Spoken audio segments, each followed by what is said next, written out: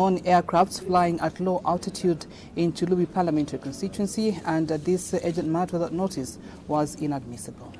After the consideration of that matter without notice, the Right Honourable did permit the Minister of Foreign Affairs and International Cooperation, who made the ministerial statement, and the statement was on the high-level engagements with Belgium, Sweden and Japan, and Zambia's participation at the 11th Summit of the Organization of African, Caribbean and Pacific States in Equatorial Guinea. The Minister did acquaint the House with the objectives and strategic outcomes of the engagement, and we did see quite a number of members of Parliament seeking clarity from the Minister by making follow-up questions. After presentation, or rather the delivery of that ministerial statement, there was presentation of the Technical Education, Vocational and Entrepreneurship Training Bill, National Assembly Bill number 73 of 2026. The bill seeks to continue the existence of the Technical Education, Vocational and Entrepreneurship Training Authority and redefine its functions, reconstitute the board of the Technical Education, Vocational and Entrepreneurship Training Authority and redefine its functions.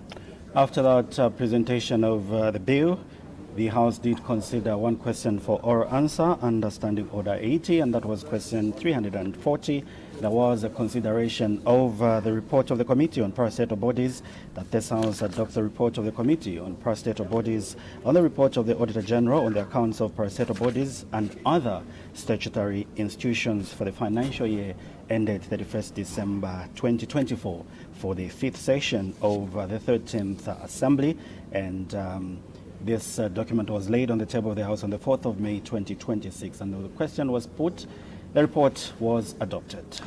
Thereafter, there was consideration of 13 government bills at a second reading stage. The first one was the Legal Aid Amendment Bill, National Assembly Bill number 13 of 2026. It was read the second time and committed to the Committee of the whole House, and the committee stage is expected to take place in due course.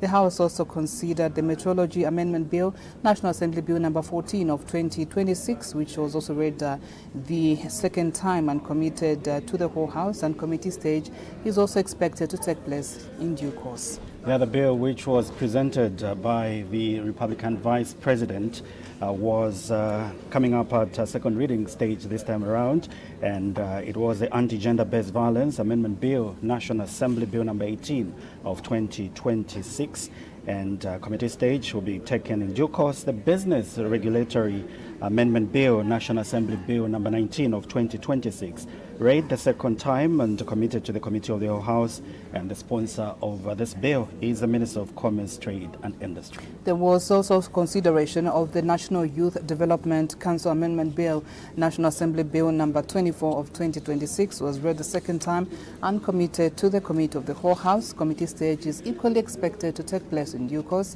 and there was also consideration of the Prohibition of Development, Production, Stockpiling and Use of Chemical Weapons Amendment Bill, National Assembly Bill number 27 of 2026, and committee stage is equally expected to take place in due course. The other bill, which was under consideration yesterday at second reading stage, was the Minerals Regulation Commission Amendment Bill, National Assembly Bill number 32 of 2026, read the second time and committed to the Committee of the whole House, and the sponsor of this bill is the Minister of Mines and Minerals Development, and committee stage will be considered in due course. The other bill was the National Housing Authority Amendment Bill, National Assembly Bill number 33 of 2026, equally read the second time and committed to the Committee of the whole House, and the sponsor of this bill is the Minister of Infrastructure, Housing and Urban Development, and committee stage will be considered in due course. The House also considered the Citizens Economic Empowerment Bill, National Assembly Bill number 35 of 2026.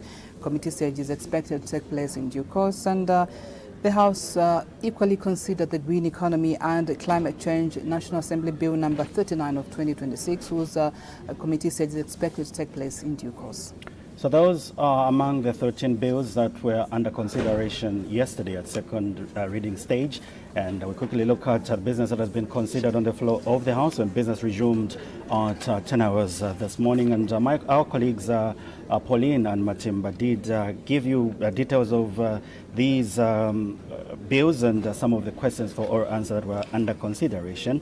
There was a question that came from Mr. Menyanizolu Nyimba, Member of Parliament, and he directed his question to the Minister of Energy, and this was question 341. He wanted to find out whether the government has any plans to electrify the institutions in Nyimba district, and these are schools and Chief Mwape's Palace and Nyalungwe's Palace.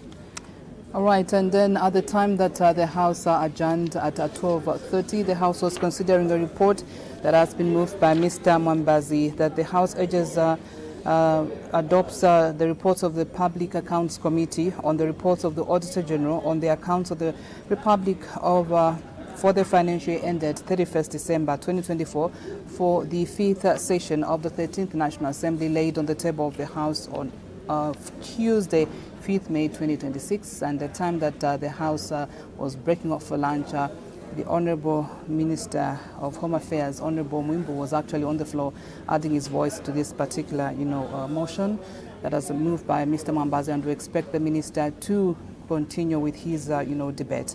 And just about now, we'll have a look at some of the other bills that the House is expected to consider at second reading stage. We do have quite a number of bills that are under consideration, and they've been referred to various committees, and others are at second reading stage. Like my colleague mentioned, we do have a total number of 8 bills that are yet to be considered at second reading stage. The Education Amendment Bill, National Assembly Bill number 6 of 2026 is expected to come at second reading stage. The Higher Education Amendment Bill, National Assembly Bill number 11 of 2026 is equally expected to be considered at second reading stage. Other bills that will be considered at second reading stage include the Environmental Management Bill, National Assembly Bill number 17 of 2026, the National Arts Council of Zambia Bill, National Assembly Bill number 20 of 2026. The National Heritage Conservation Commission Amendment Bill, National Assembly Bill number 22 of 2026,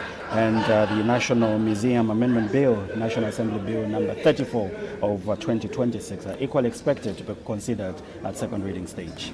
Other bills that will be considered at second reading stage are the Energy Regulation Bill, National Assembly Bill number 37 of 2026, and lastly for today, the Biosafety Amendment Bill, National Assembly Bill number 41 of 2026. So all these bills will be considered at second reading stage. And in a few minutes' time, you'll be able to see the Right Honourable Madam Speaker making her way to the chamber, and that will signify the resumption of business, which was suspended for lunch break at 12:30 hours. Remember, under consideration at the time business was suspended was a motion moved by the chairperson of the Committee of Public Accounts Committee, urging the House to adopt the report of the Public Accounts Committee on the report of the Auditor General on the accounts of the Republic of the financial year 31st December 2024 for the 5th session of the 13th National Assembly. The document was laid on the table of the House on Tuesday, 5th May 2026. And so in a few minutes or seconds from now, we expect the Speaker to, take her chair, and we now take you to the chamber.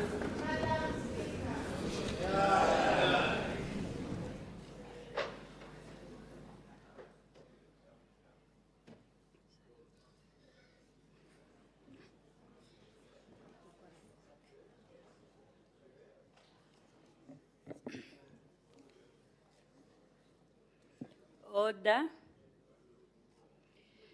When business was suspended, the House was considering the motion moved by the Honourable Member for Chikankata that this House adopts the report of the Public Accounts Committee on the report of the Auditor General on the accounts of the Republic for the financial year ended 31st December 2024.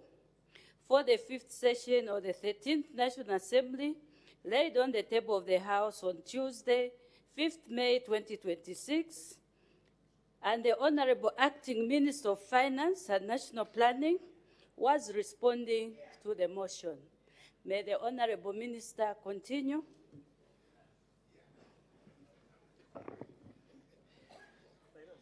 Thank you, Madam Speaker. Madam Speaker, I was trying to provide some feedback on some of the comments and concerns raised by your committee. I started by highlighting on the failure to collect government revenue. So, Madam Speaker, the Treasury remains committed to expanding and strengthening the digital payment infrastructure. Government is further working towards integrating additional payment channels on Zambia, including non-bank financial institutions, in order to widen payment access and ensure that members of the public can access government services through multiple convenient platforms. Number two, non-compliance with government circulars and the regulations, Madam Speaker. With this regards to the non-compliance with government circulars and regulations, I wish to mention that government is concerned with the lack of adherence to these circulars by selected ministries, provinces, and agencies. Madam Speaker, this is the reason why. Order, honorable members, order. Just lower your voices. The consultations are too high. The honorable minister may continue. Madam Speaker, this is the reason why. I think it was yesterday or the other day, we said that when there was a circular that was given to all of us ministries, we wanted to comply to that particular circular. I know Honorable Kampiongo is aware that this is what we said, that because we have been informed by this by what we are doing, so hence that circular, to be compliant with all these issues that your committee has raised. So we are trying to be very compliant. So, Madam Speaker, government is cognizant of the fact that circulars and regulations are fundamental to maintaining order, discipline, and integrity in the management of public resources. Recognizing the importance of strengthening oversight, the government has revived the Internal Audit Committee and Cabinet Office, whose mandate is to consider recommendations arising from internal audit findings, as well as reports from the Auditor General in ministries, provinces, and agencies. The broader objective is to work towards achieving zero audit queries. That's our objective, while enhancing governance structures, improving performance, and reinforcing accountability across ministries, provinces, and agencies. Number three, Madam Speaker, on failure to follow procurement procedures and contractual obligations, the government is fully committed to ensuring that all government contracts are managed with the efficiency and effectiveness expected by the people of the Republic of Zambia, to streamline the procurement processes and reduce bureaucracies. Government has devolved the clearance of specific contracts and agreements to ministries, provinces, and agencies. Madam Speaker, the Public Procurement Act No. 8 of 2020, as amended by Act No. 17 of 2023, provides that every government contract must be assigned a contract manager, appointed in writing, to oversee the execution of the contract. This requirement is set out in Section 76(1) of the Act. In addition, Section 96 and 97 of the Act provide guidance on the suspension of permanent barring of bidders or suppliers from participating in public procurement processes to ensure accountability and compliance. Madam Speaker, let me reaffirm this government is dedicated indeed to ensuring that all procurement procedures and contractual obligations are fully observed. And to support this, the government has continued to orient MPs in public financial management and procurement legislation, empowering them to establish and maintain effective internal controls throughout the procurement cycle. The government, Madam Speaker, remains committed to enforcing these measures. It is our considered view that through enhanced training and strengthened internal controls, as well as monitoring, will significantly reduce irregular payments and ensure full compliance with procurement laws and procedures. Number four, Madam Speaker, on poor record keeping, the Treasury has developed adequate policies and regulations that govern public financial management. Additionally, the Treasury has endeavored to conduct targeted sensitization and capacity building on the provisions of public finance management legislation and regulation in MPS. Regulation 17(1) and 2 of the Public Finance Management General Regulation, SI number 97 of 2020, clearly provides for how financial records are to be maintained, Madam Speaker. Further, the Treasury has guided MPAs on the strengthening of internal controls through the pre-audit of entire payment processes. This will ensure that no payments are processed without supporting documents. Finally, I must stress here that the controlling officers, Madam Speaker, found wanting in this regard shall be dealt with accordingly in line with the provisions of the Public Finance Management Act of 2018. With that response, Madam Speaker, I want to thank you most sincerely for giving us an opportunity to respond. Thank you very much, Madam Speaker. Thank you. The Honorable Member for Chikankata wind-up debate. Madam Speaker, allow me to thank the seconder of the motion, Honorable Mwila, and the members who debated the report. There's Honorable Mpundu, Honorable Mtale, Honorable Kafwaya, Honorable Chisopa, and MP for Chawama. We also had two ministers who debated the motion, Minister of Information and Media, Minister of Home Affairs and Internal Security. Madam Speaker, I'm also grateful to the Minister of Finance for responding positively to the report. Madam Speaker, the report have received overwhelming support, meaning that this report is very important to the Zambian people. However, Madam Speaker, I'm very confident that the current executive will respond to the issues raised diligently. Madam Speaker, thank you. Thank you. Order. Order. I put the question. The question is that this House adopts the report of the Public Accounts Committee on the report of the Auditor General on the accounts of the Republic for the financial year ended 31st December 2024 for the 5th session of the 13th National Assembly, laid on the table of the House on Tuesday, 5th May 2026. As many as are of that opinion say aye. Or the contrary say no. The ayes have it. The question is resolved in the affirmative. The clerk will now read the orders of the day.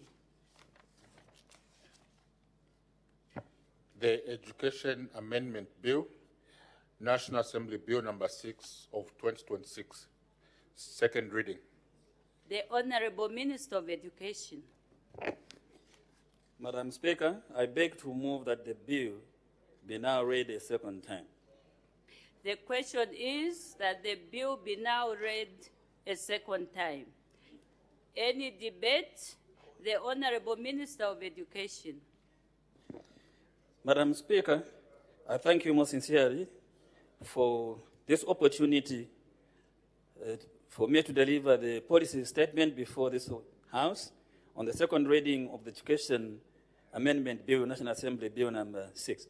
Madam Speaker, education is the constitutional backbone of our national development.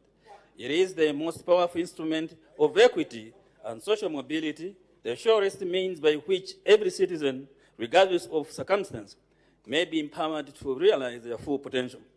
It is upon this foundational principle, anchored in universal access and imperative to leave no child behind, that this bill provides for free education as a justiciable legal right.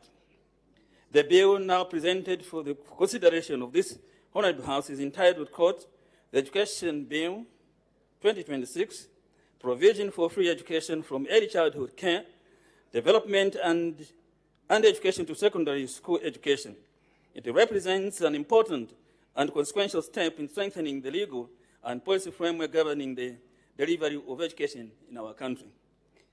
Madam Speaker, in 2021, the government made a decisive commitment to strengthening the education agenda through the introduction of free education policy. This policy abolished user fees in public schools with the singular objective of eliminating financial barriers that had long denied many Zambian children access to education. It was a bold and necessary intervention consistent with the government's broader human capital development agenda and its obligations under international human rights frameworks. Since the introduction of this policy, Zambia has recorded significant and measurable progress. Over 2.5 million learners enrolled or re-enrolled in school between 2021 and 2025. This increase has been particularly notable among girls, learners in rural areas, orphans, learners with special education needs, and children from vulnerable and low-income households. These gains are a clear testament to the transformative impact of removing financial barriers and demonstrate that targeted policy interventions, when well-designed and consistently implemented, can deliver meaningful outcomes. Honorable members, notwithstanding these achievements, the free education policy has remained until now administrative in nature and has not been fully anchored in law. This has given rise to implementation challenges that cannot be adequately addressed through administrative means alone. These challenges include inconsistencies in enforcement across institutions, the continued and unlawful charging of fees in some public schools, and the absence of robust legal mechanisms to compel compliance and provide redress to affected learners and families. In view of these limitations, it has become both necessary and urgent to elevate free education from a policy directive to a justiciable legal right, enforceable in law, and protected by the full authority of this Parliament. This legislative step will ensure the sustainability and durability of the gains that have been achieved, provide legal certainty for learners, institutions, and administrators alike, and establish clear accountability mechanisms for enforcement. It is to give effect to this imperative that the bill before this House has been prepared. The objective of this bill is threefold. First, to provide for the right to free education for all citizens and children from early childhood care, development and education through to secondary school level in public institutions. Second, to revise and modernize the framework governing the delivery of school education in Zambia. And third, to provide for all matters connected with or incidental to these reforms, including harmonization of related legislation. Turning to the key provisions of the bill, Honorable Madam Speaker, at its center is the establishment of free education as a legal right. The bill provides that every citizen or every child shall be entitled to free education from early childhood care, development, and education up to and including secondary school in public institutions. This entitlement is couched as a constitutional and statutory right, not merely an administrative benefit, and is therefore enforceable through the appropriate legal mechanisms. The bill further provides that learners who attain overage during the course of their schooling shall continue to benefit from free education until the completion of their secondary school cycle. This provision ensures that no learner is penalized or excluded on grounds of age alone, particularly those whose education may have been interrupted or delayed through no fault of their own. In order to safeguard public resources and ensure that the benefits of this entitlement are directed to those for whom they are intended, the bill introduces the requirement for citizenship verification at the point of enrollment. It further introduces sanctions against any person who unlawfully facilitates access to free education for non-citizens. These measures are prudent and appropriate and reflect the government's commitment to responsible fiscal stewardship. Madam Speaker, the bill further regulates the charging of fees in a clear and principled manner. Public and community institutions are expressly prohibited from charging admission fees, tuition fees, or accommodation fees. The bill clarifies that tuition fees cover charges for academic instruction, assessments, examinations, learning materials, and related educational services. At the same time, the bill draws a careful and important distinction between tuition and ancillary services such as meals, uniforms, transport, and extracurricular activities, recognizing that the latter may continue to be charged for, subject to appropriate oversight. The bill also provides a differentiated framework for aided and private institutions. Aided institutions will operate under ministerial oversight with their fee structures subject to regulatory guidance. Private institutions will retain their autonomy in setting fees consistent with their independent status while remaining subject to the broader standards and quality requirements of the national education system. The bill also provides the modernization of the legal framework governing school education more broadly. It harmonizes terminology and removes the existing inconsistencies across the Principal Act and related legislation through a series of consequential amendments, thereby ensuring coherence and clarity in the interpretation and application of education law in Zambia. This bill represents a significant milestone in Zambia's education reform agenda. Its enactment will legally entrench the right to free education, improve equity and access across all levels of education system, and strengthen protections for the most vulnerable learners in our society. It will reduce inconsistencies in implementation, establish clear mechanisms for accountability and enforcement, and reinforce the government's unwavering commitment to the development of Zambia's human capital. The bill aligns Zambia's education legislative framework with prevailing international best practices in inclusive and equitable education, and is consistent with the country's obligations under relevant international human rights instruments, including the Convention on the Rights of the Child and the Sustainable Development Goals. It reflects a government that is serious about placing the welfare and future of Zambia's children at the center of its national development agenda. In conclusion, Honorable Madam Speaker, the Education Amendment Bill 2026 is a transformative and historic piece of legislation. It elevates free education from a policy initiative to a legally enforceable and constitutionally grounded right. It strengthens the legal architecture of our education system, promotes equity and inclusion, and ensures that no Zambian child shall be denied access to education on account of financial constraints. It is a bill that speaks to the conscience of this nation and the promise we make to every child born on Zambian soil. I therefore recommend the Education Bill 2026 to this Honorable House and respectfully urge that it be read a second time. I thank you, Madam Speaker. Thank you. Any further debate? The chairperson of the Committee on Education, Science and Technology, the Honorable Member for Kalomo Central.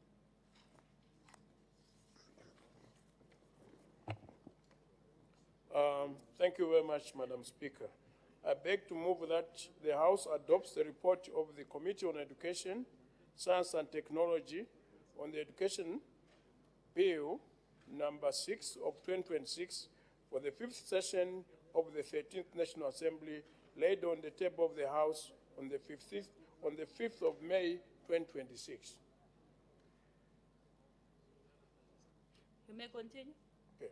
Madam Speaker, during the period under review, the committee considered the Education Amendment Bill number 6 of 2026, which seeks to amend the Education Act to provide for the right to free education, restructure the education system, and address related matters. Key provisions including the recognition of the system from early childhood, primary, secondary, and tertiary levels, the legal guarantee of free education in public institutions, and the introduction of flexible learning pathways such as open and distance learning, as well as adult literacy programs. In this regard, the committee held 12 meetings and received both written and oral submissions from stakeholders. I will now highlight the key issues arising from the committee's deliberations. Madam Speaker, the committee commends the government for abolishing PTA examination fees in 2022, a move that has significantly improved access to education. However, this policy has not yet been fully anchored in legislation, underscoring the importance of the bill currently before the House. Madam Speaker, while stakeholders broadly support the bill, They have raised several concerns, including the need to broaden the definition of free cover essential costs such as learning materials,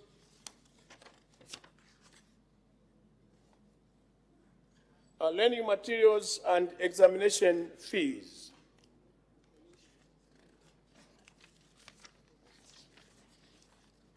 Madam Speaker, the committee also notes potential challenges arising from the transition from basic high school systems to the primary and secondary school systems.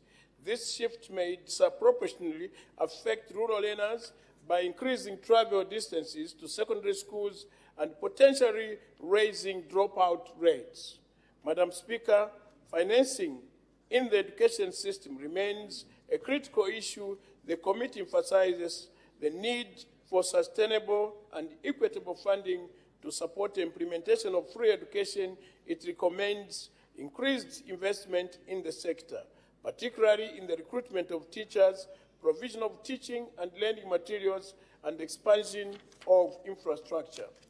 Madam Speaker, the committee further underscores the importance of aligning the education system with the national qualifications framework to enhance standardization, quality assurance, and learner mobility across different levels of education and training.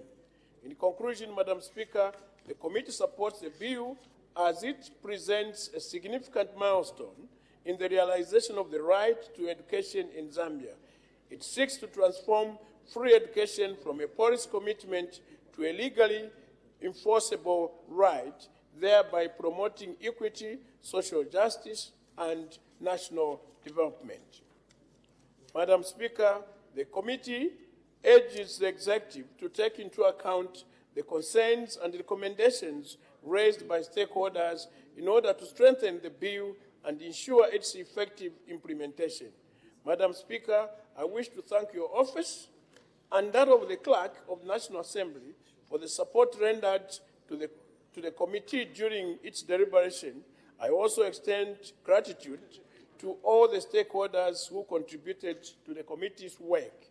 With these remarks, I urge all honorable members to support the report of the committee. Madam Speaker, I thank you. Thank you. Any further debate? The Honorable Member from Nkana.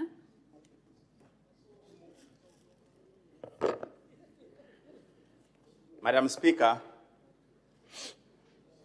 for the first time, I don't have an objection to the proposed amendment to the law. Madam Speaker, the Minister of Education is making a proposal that the UPND government wants to make education of our young people as a right.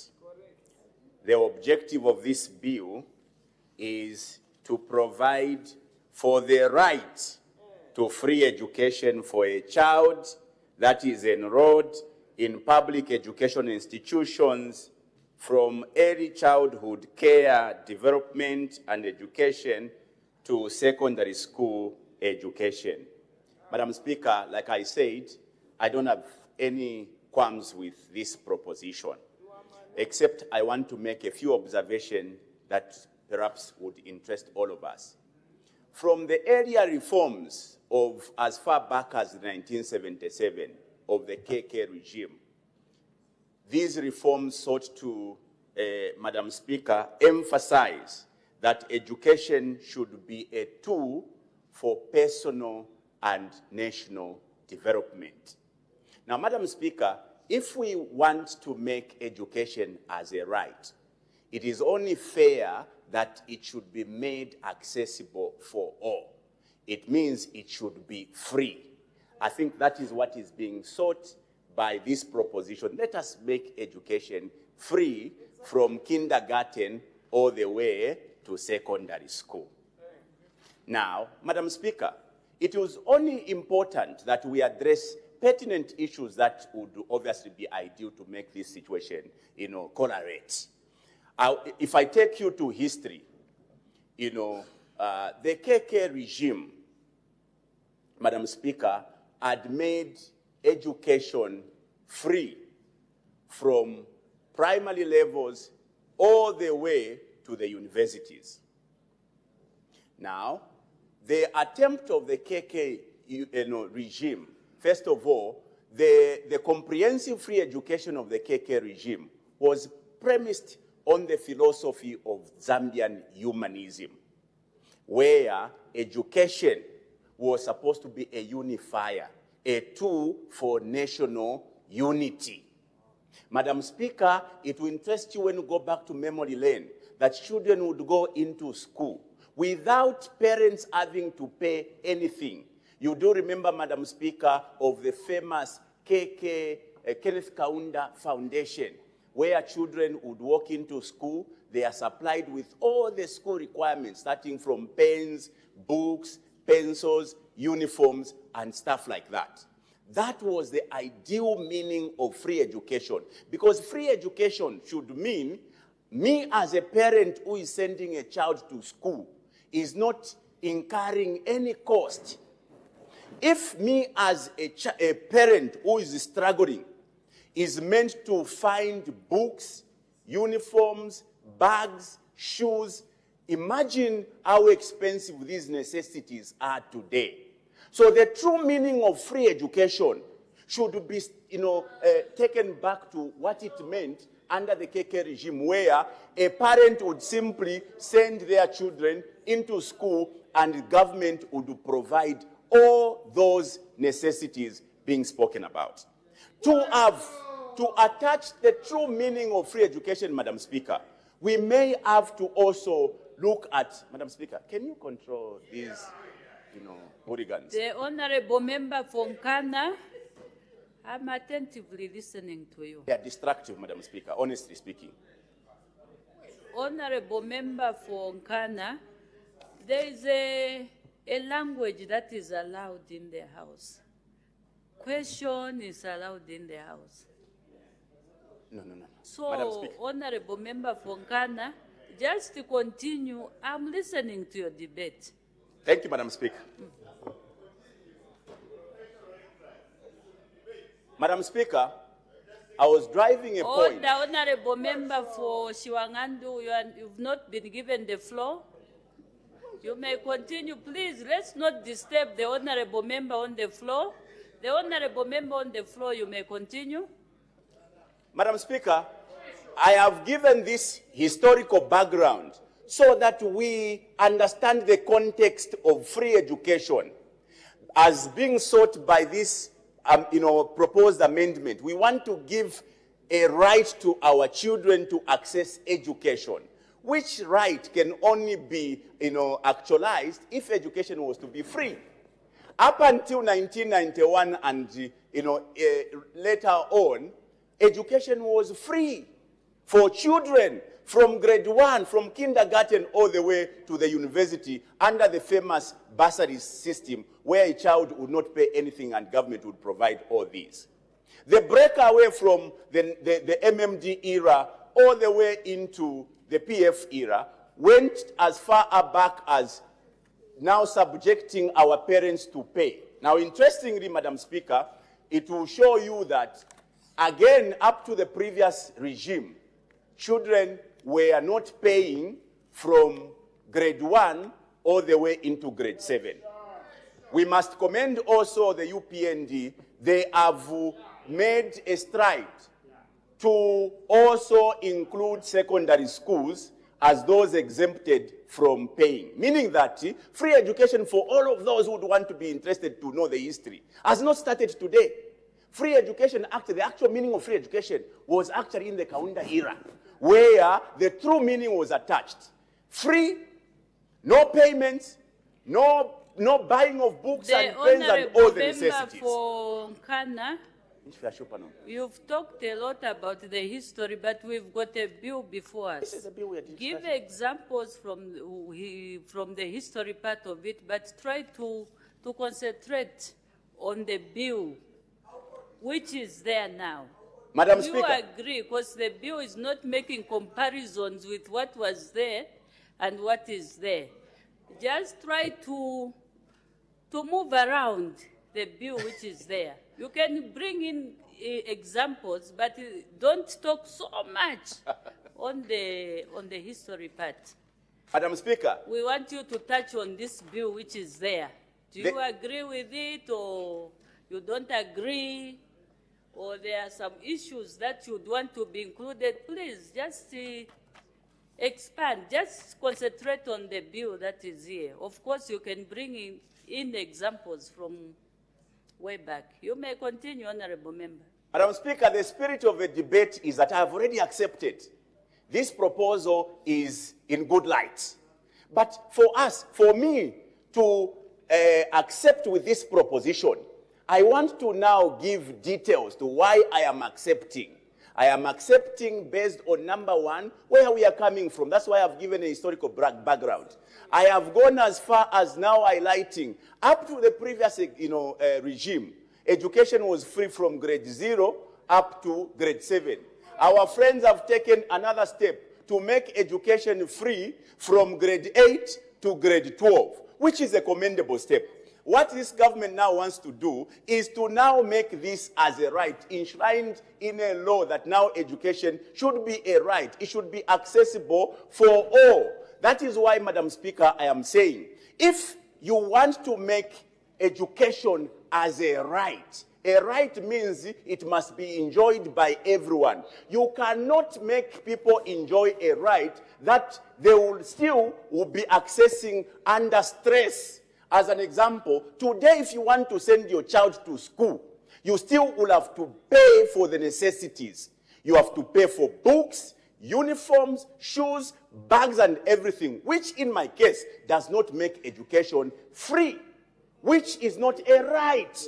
Madam Speaker, when you say free, it means me as a parent is not, paying anything as the case was in the KK. The other thing, Madam Speaker, we must also strive to give quality to education, because it's not just by pronouncement that we have access to education when there's no quality. And quality is only compromised when you attend to two things. Number one, attend to the availability of infrastructure, school infrastructure. Today, when you go to schools, you find children packed like chicken. They are sitting 200 in one classroom. When you look at the pupil teacher ratio today, it is extremely high. So to now qualify this pursuit, we must attend to those needs.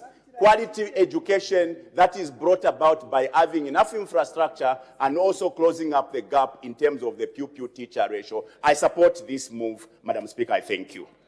Thank you. The Honorable Member for Kantanshi.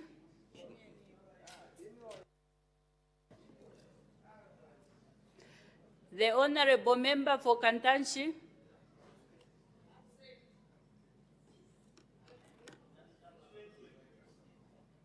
The Honorable Member for Kanchivia. Thank you, Madam Speaker. Okay. The Honorable Member for Kanchivia will come after the Honorable Member for Kantanshi. The Honorable Member for Kantanshi, you can go ahead. Thank you very much, Madam Speaker. And indeed, today is a great day for our children. The Honorable Member for Lunte, why are you standing up? You haven't been called upon. Are you trying to indicate for a point of order, or what is it? Who is not a whip? Who said he's a whip? No, Honorable Member for Lunte, you've been in this parliament for a long time. The presiding officer can pick anybody in any order. No, Honorable Member for Lunte, you are out of order, Honorable Member for Lunte. Please wait for your turn to come.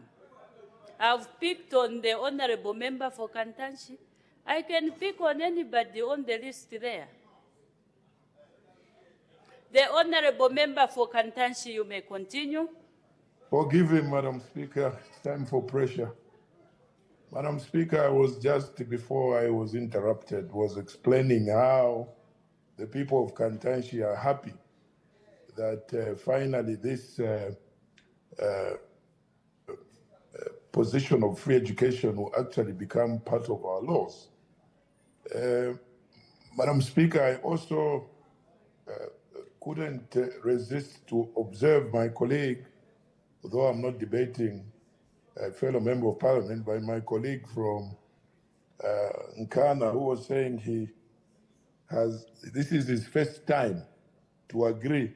Just the other day, he was agreeing also for the first time. So I noticed that, but I'm happy that as members of parliament, we support free education. I think each one of us, speaking for myself, who wouldn't be even in this august house had it not been for education and having a few privileges that allowed me to get to where I am. But, Madam Speaker, in our communities, there are children that are intelligent, that have been on the streets, but because of the steps that have been taken now by this government to ensure that every child takes or has an opportunity to go into school should be highly commended. And I'm very, very happy because I know that education is the best equalizer. So kudos to the government. However, Madam Speaker, I just want to quickly mention that I've observed that there are these costs that I keep asking about, although I've seen that there's been an effort by Minister of Education to reduce the costs.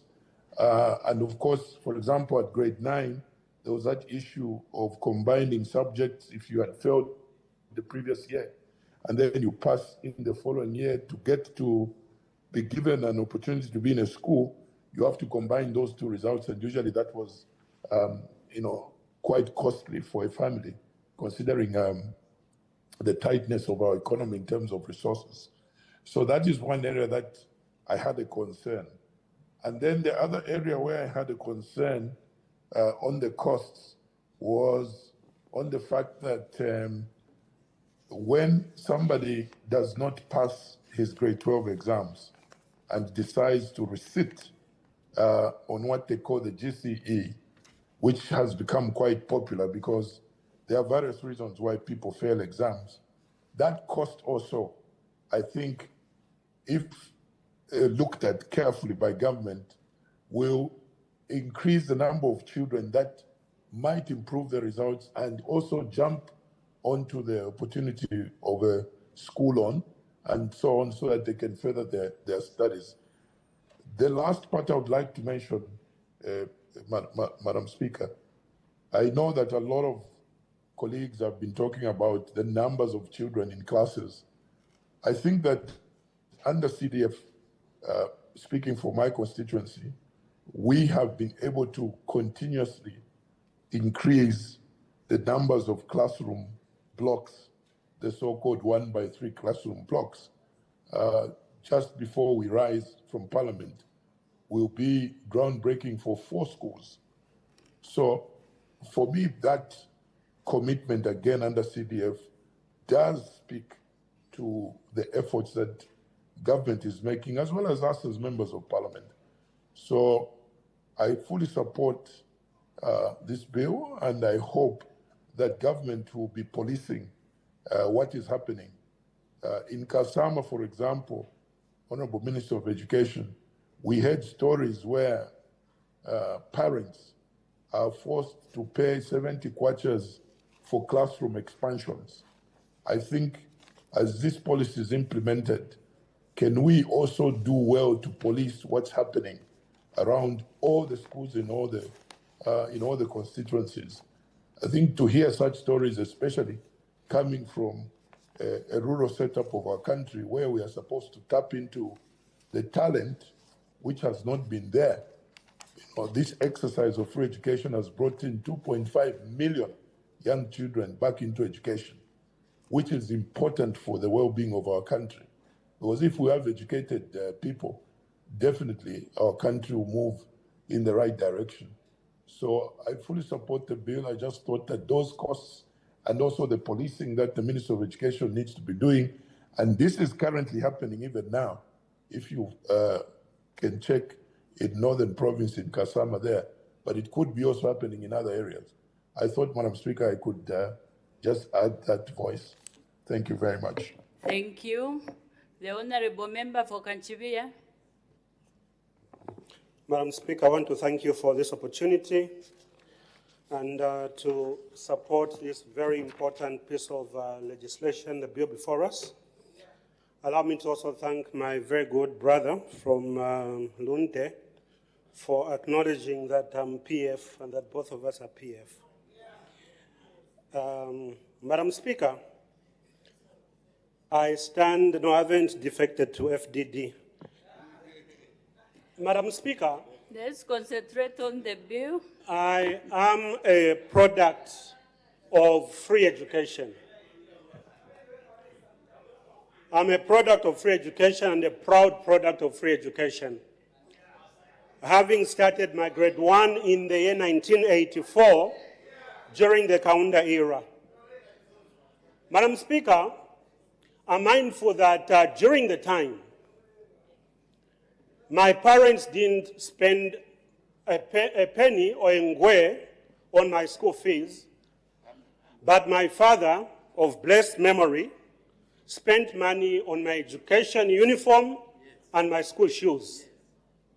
That was the free education that I got under UNIP, under Dr. Kenneth Kaunda. Madam Speaker, during our time, we also had private sector coming into the picture. When I did free education at primary school, then Colgate Palmolive would come in and sponsor school books, pens, pencils, etc., as part of the corporate social responsibility, anchored in the belief that it takes a village to educate a child.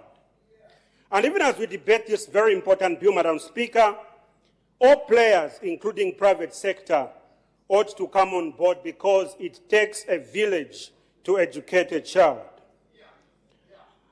Madam Speaker, free education, as we are debating it under this very important Education Amendment Bill, from primary school to secondary school education, should be a proud moment for all of us because this bill is apolitical.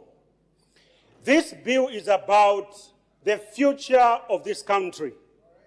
This bill is anchored in human development and will be doing an injustice to narrow this debate through political lenses. This bill is apolitical and it must be a proud moment for every Zambian represented by the members in this House that wherever we are, even before we can adjourn and dissolve, we have done something commendable for the children of this country, that our children can have free education from primary to secondary school education.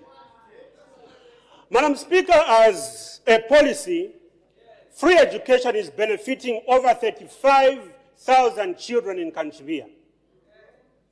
As a policy, free education is benefiting over 35,000 children in Kanchivia, and this is supported by the school feeding program supporting over 35,000 children in Kanchivia. The duty before us is to support what has been presented by the Honorable Minister of Education and to commend the government that moving free education from policy to a justiciable right for our people is the right way to go. Indeed, education is a continuous endeavor. It's a growing concern. And we must be proud to build on the foundations as laid down by those who went before us, Dr. Kenneth Kaunda and his colleagues.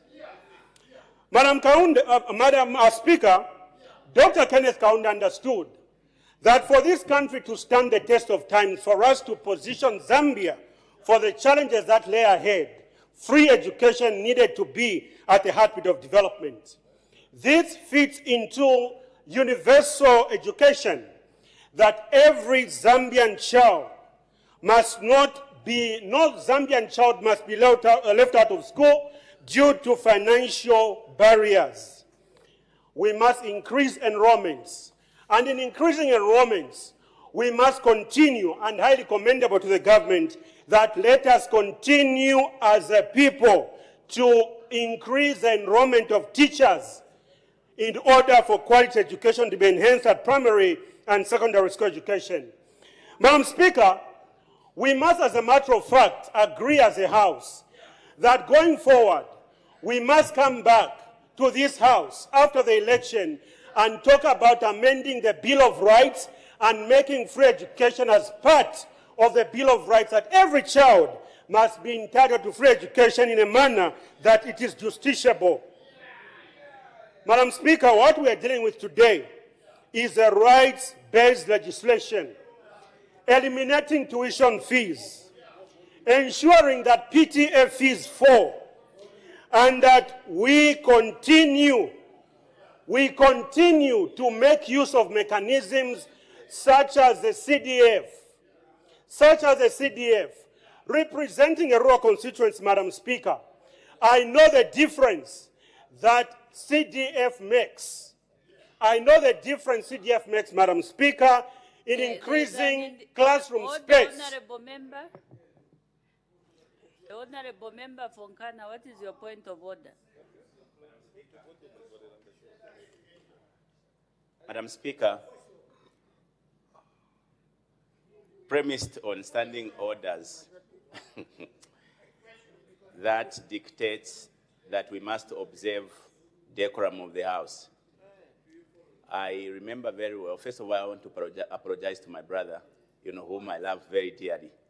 I know that you have guided, particularly myself before, that when we are debating, we should not shout. Honorable Sunday, I know he is excited, Madam Speaker, but I think that he's going to, pierce into our eardrums. May I request through you, is the member in order to be shouted? There's nothing to fight about. We are all agreeing. Is he in order to shout? I seek your indulgence, Madam Speaker. Standing order number what? 71 is decorum of the House. That is a wrong standing order. Honorable Member, I'm sure you are also practicing for the campaign, isn't it? The campaign is very near, so you can... The Honorable Member for Kanchivia, you may continue. Maybe. He's going to... Madam Speaker, allow me to thank my dearest younger brother, Honorable Binu Mpundu, who I love so much, and he knows that we may disagree, but he's my younger brother, and we come a long way. Madam Speaker, I'll reduce the volume. Madam Speaker, in reducing the volume, allow me to say that the Constituency Development Fund is a mechanism that is helping rural communities, disadvantaged communities, vulnerable communities to increase classroom space. We know the difference that additional 3 classroom blocks will make in a rural constituency. We know, Madam Speaker, the difference that comes with additional classroom space. We know the difference that comes with desks, moving children from sitting on the floor to sitting on desks. That forms part of quality education. Madam Speaker, allow me to also say that as we move forward in supporting this very important and progressive bill, that the school feeding program, Honorable Minister, should become officially a part of the Constituency Development Fund mechanism, to the extent that we can allow schools to come up with production units. Because nutrition, as you have started, commendably so, must be supported over and beyond the resources you are putting at the disposal of our schools. Madam Speaker, this will allow us to go further, that with production units, the students or the pupils who acquire skills, but not only skills, they are also going to be attended to at a nutritional level. Madam Speaker, anyone who means well for this country, anyone who means well for today's Zambia and tomorrow's Zambia, and that child at home and that child in the village must stand up proudly so and support this very important and progressive bill. Madam Speaker, I wish to thank you. Thank you. The Honourable Member for Lunte.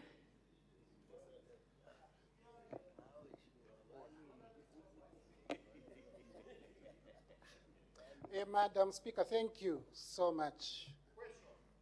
Madam, a Brazilian Marxist educator, Paulo Freire, remarked in his book, Pedagogy of the Oppressed, on the importance of advocating for liberatory education. Madam Speaker, you provide education which liberates. I would imagine that our children should get liberation from the free education offered by government. Let me be clear. In our country, free education has been around for 4 years now, ever since the UPND government reintroduced it. This bill, which we are considering today, is in fact legalizing a policy that is in effect. Now, if you consider the views of Paulo Freire, and you think in terms of liberating education, you talk about personal empowerment, financial security, societal progress, Madam Speaker, you consider what sort of education can be able to offer you or foster critical thinking which equalizes you in an equal country. Madam Speaker, I'll go to Chilenge where I live. Mioma Primary School has had free education. Let me go and get a grade 4. Since free education under the UPND has been around for 4 years, I'll go and get a grade 4 from Mioma Primary School in Chilenge. And then I'll drive along Kafue Road. I'll go to Boabab. And I'll get a grade 4 from Boabab. Yes. And then I'll come and present them to you and say, it's a grade 4 from Mioma Primary, and this is a grade 4 from Boabab. And then I'll go to Paulo Freire's expression of education. Madam, this is an important bill. It is missing critical components. Components which would deliver education that brings about freedom. Madam Speaker, it is simplistic to just say we expand the classroom blocks. It's very simplistic. It is simplistic, Madam Speaker, to say we're going to train teachers. What is important is what standard of education are you delivering to your people? Is this education going to make them compete? Is this education going to offer them freedom? Is this education going to make them stand proud and free in a country where you have that expression in the national anthem? Madam Speaker, Honourable Member for here Lunte, are the factors. The Honourable Member for Lunte. Yes, Madam Speaker. Can we please stick to the bill or the Absolutely. report before us? Because now the way you I are am in the debating, bill, Madam as if it's a general bill which has been brought before you. Madam We are Speaker. talking about free education, to provide for the right to free education for a child enrolled in a public education institution from early childhood development and education up to secondary school. So can you please debate around that area? Don't make it so general. You may continue. Madam Speaker, clause number 7 is talking about early childhood care, primary school education, secondary school education, youth and adult literacy, teacher education. Madam, it is also talking about open and distance learning, skills training. This is the education I'm talking about contained in this bill. This education, Madam, must be of a quality that liberates your people. If we go to Chengelo in Mkushi and get that grade I talked about, you come and compare with one from that primary school just over there. Madam, you'll be able to say, what is the use? What is the use of this?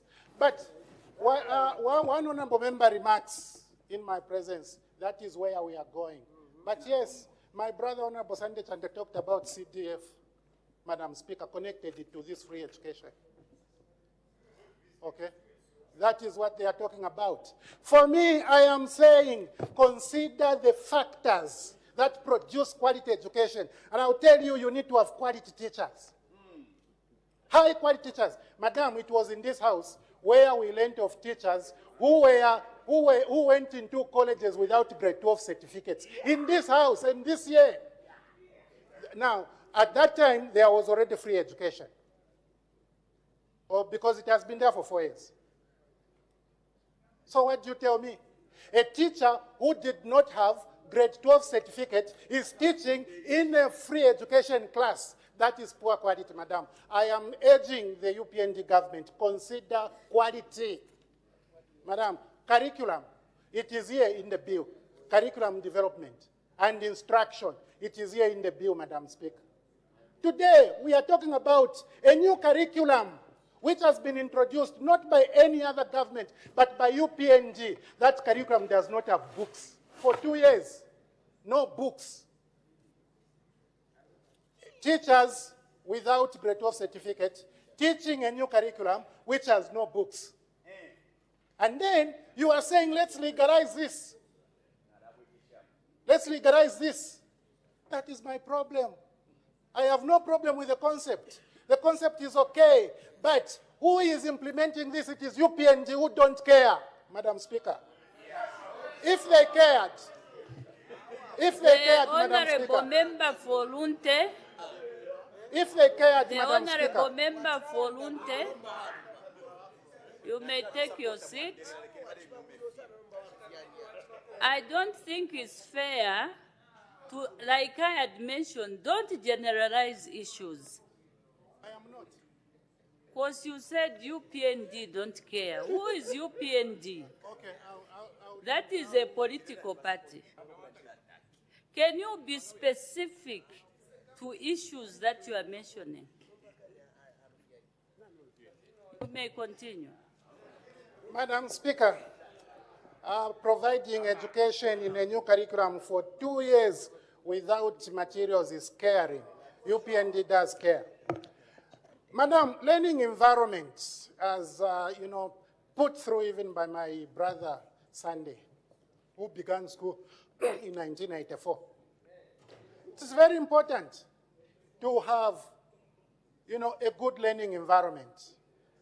But as we have been saying, a school must be properly planned. You can't let the constituents, the Constituency Development Committee to plan a school. Because these classroom blocks, Madam Speaker, are planned for by the Constituency Development Committees. I'm going to take the last point of order. After I finish, thank you, Madam. The Honorable Member for Kanchivia, what is your point of order? That is the last point of order. Madam Speaker, a point of order. I think this is my first point of order in this House. Standing Order 71. It's Honorable Member for Lunte in order to insinuate that I started school in 1994. When I started school in 1984, Madam Speaker, I seek your serious guidance. Thank you. The Honorable Member for Lunte was out of order.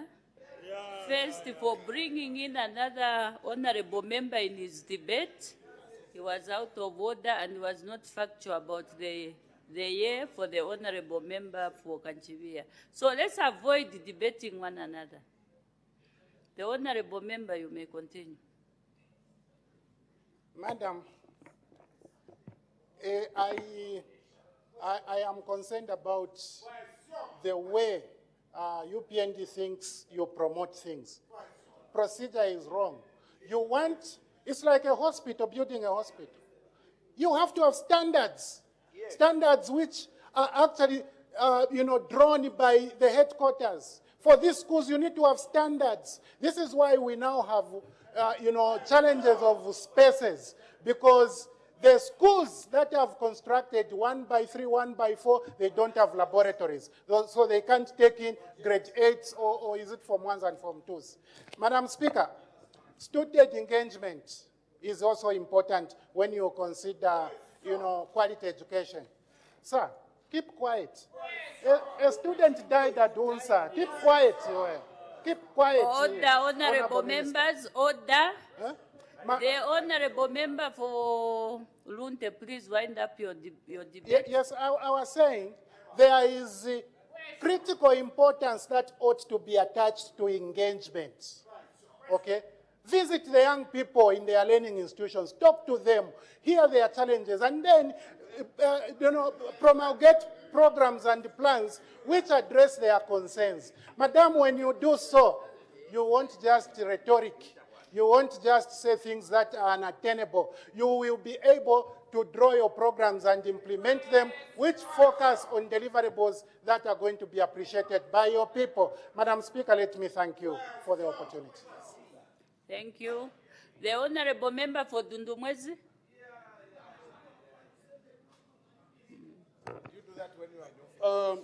Thank you very much, Madam Speaker, for giving me this opportunity to say a few things.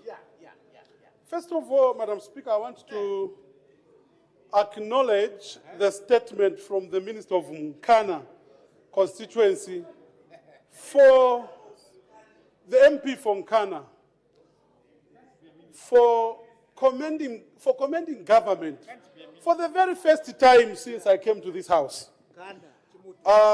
It has come to his realization that this government is doing a lot. And today, he has given his exit message to this house.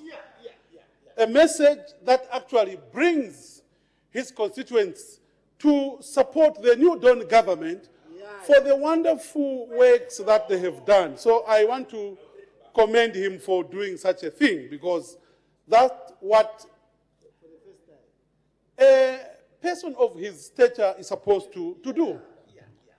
Madam Speaker, we need to ask ourselves questions before we debate on this particular bill. The question that we should ask ourselves is, what is it that this bill is seeking to address? Number one, government acknowledged that the Ministry of Education faced a lot of obstacles, especially our vulnerable children. Children could not continue their education as a result of a lot of fees that were required of them to pay. How did these fees come about? These fees came about because of the dilapidated economy left by our colleagues. And this government sat down and said, what things should we do to ensure that even vulnerable children can come back to school? They said, we remove tuition fees. One of them. A responsible government. They said no examination fees. They said PTA fees removed in all the public institutions. And all these fees, Madam Speaker, became a responsibility of this responsible government. Now, Madam Speaker, it doesn't mean that when I give you, if you have no transport, then I decide to give you a lift to Choma in my car, then you start asking me that I should be buying you even food as we go to Choma. I've just given you a lift. So when the government says that we are giving you free education, it doesn't give you everything at once. These things, they happen gradually as you build the economy, and then you start now subsidizing a number of things. But you can see that this government has started by those barriers that most of our children were facing. surely wouldn't you appreciate that in our time, Madam Speaker, we used to carry cobs of maize. And walking, for me, I was walking from my father's farm to Mnyeke Primary School. I was walking 7 kilometers, just one trip, and 14 kilometers in a day. And I carry 4 cobs of maize and a 2.5 of Jibwantu. It was so... What is the Jibwantu? Jibwantu is the, Jibwantu, Madam Speaker, sweet beer. So, Madam Speaker, it was some kind of something that never gave dignity to our children. Those of us who were there at that time. And I think some of these old men like me, we used to suffer a great deal. And here's a government now that says children should not look at what they're going to eat. Food has been provided. Indeed. I visited a number of my schools, Madam Speaker, and I can confirm that the feeding program is a very serious undertaking by this government. Yeah. And I want to thank the Minister of Education and his cabinet for coming up with such a brilliant idea that has brought millions of school children back into more than 2.3 million have come back to school. Now, Madam Speaker, I want to state that it's not just that. One of the things that this government is saying, I heard my friend saying that children are sitting like chickens.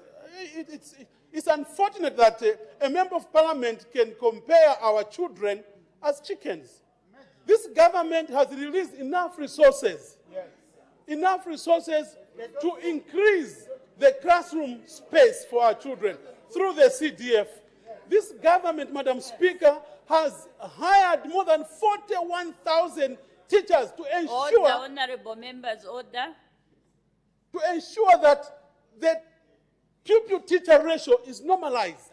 Surely, we are heading towards ensuring that our children are given decent education. Madam Speaker, I thought I could say these few things. Thank you very much for giving an opportunity.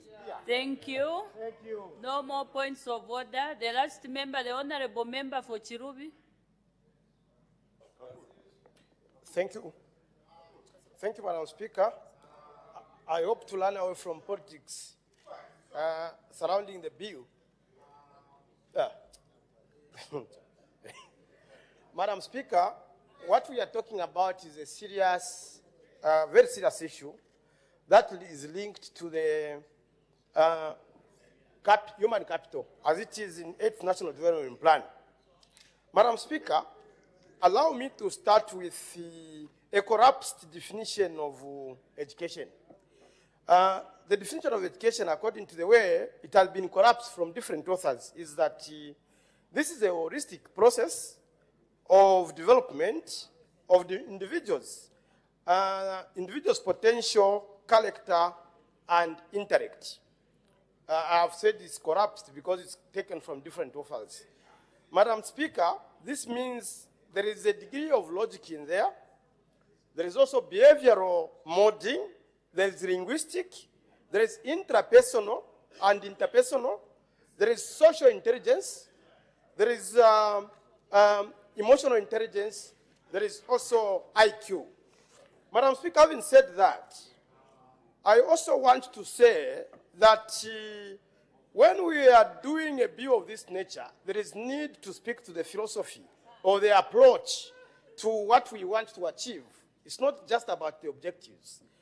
Do we want to venture into a teacher-centered learning approach, or are we venturing into a student learning approach?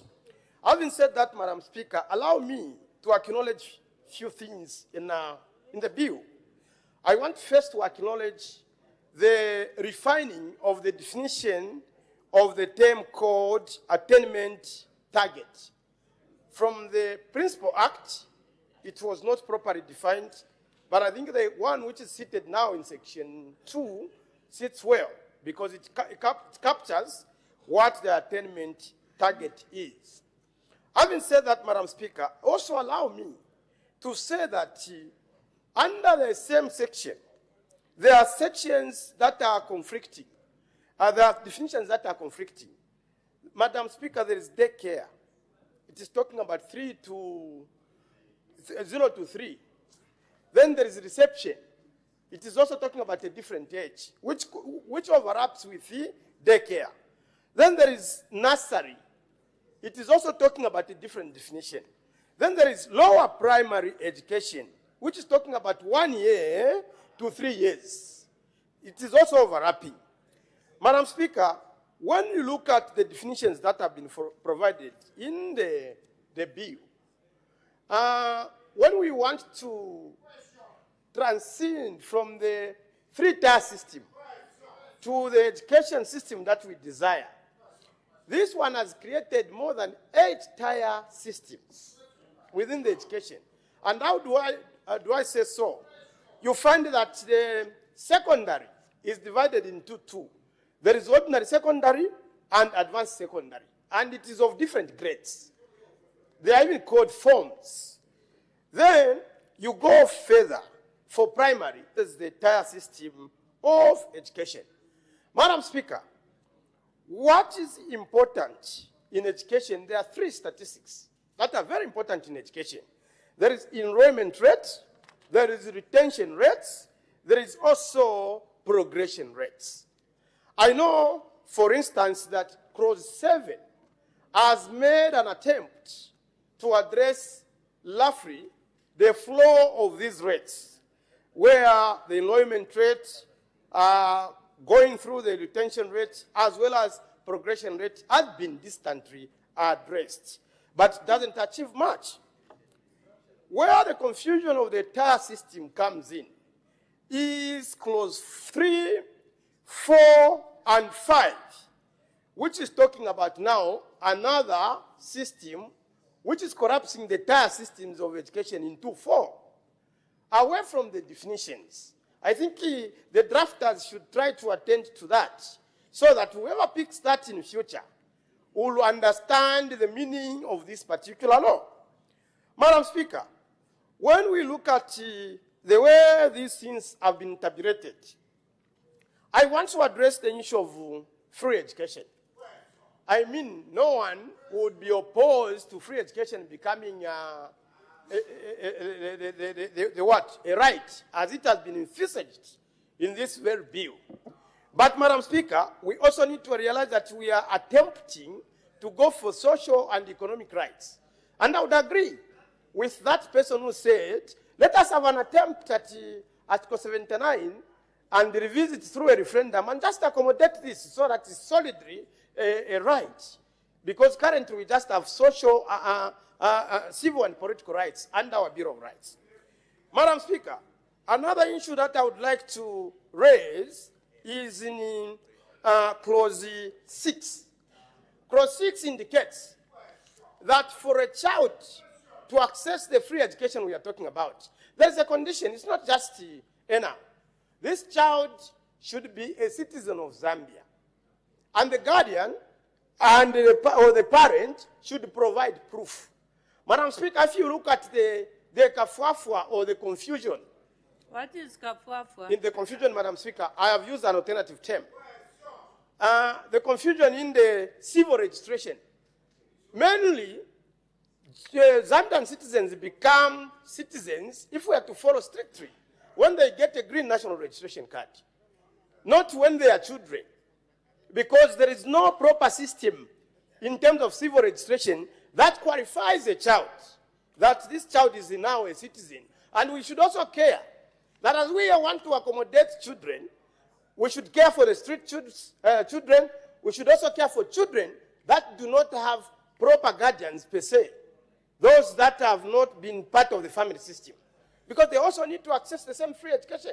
Who qualifies? Who is going to document them that they are citizens? That is the question. Madam Speaker, another concern is that whereas we speak about free education, Clause 7 talks about a tandem of the layers and stages of education, but doesn't provide a safety valve for low-cost delivery model. It has no low-cost delivery model. Thereby, what we intend to achieve through the bill may not be achieved because it will simply scratch at primary level, and therefore then it will not have trickle-down effect for us to realize the human capital value that we want to have through this particular bill. Having said that, Madam Speaker, I would like to say that, wrapping up, let them also attend to definitions like basic education under clause 14 and higher education under clause 14, because these are not tallying properly with the system that they have introduced. I would like to rest my case on that one, Madam Speaker, as I support the few things that I have not pointed out. Thank you. We've spent more than 1 hour on this bill. We have to make progress. The Honorable Minister of Education wind up debate. Madam Speaker, thank you very much. Madam Speaker, I brought this bill with humility because it's the first of its kind in over 60 years. Thank you.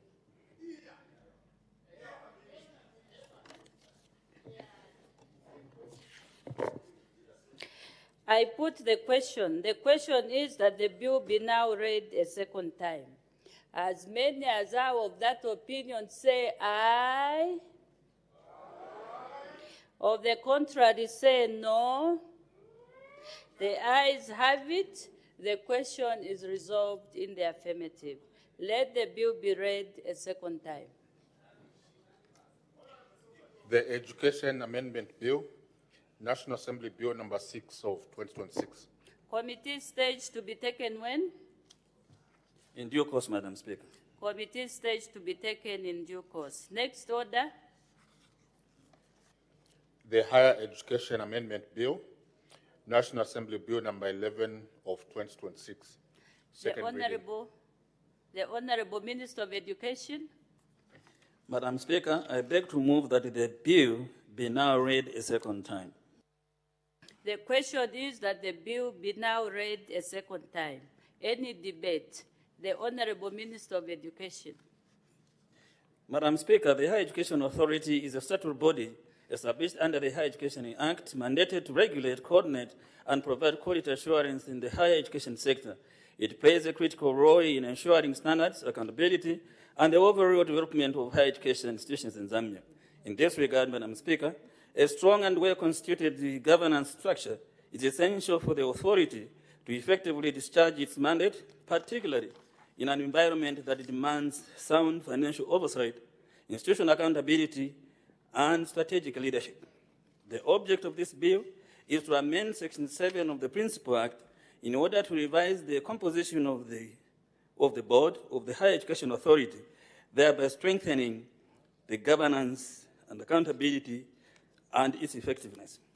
Accordingly, the bill seeks to ensure that the board is constituted in a manner that reflects technical skills, professional expertise, and institutional progress. Madam Speaker, I thank you. Thank you. Any further debate? The chairperson of the Committee on Education, Science and Technology, the Honorable Member for Kalomo Central. Thank you very much, Madam Speaker.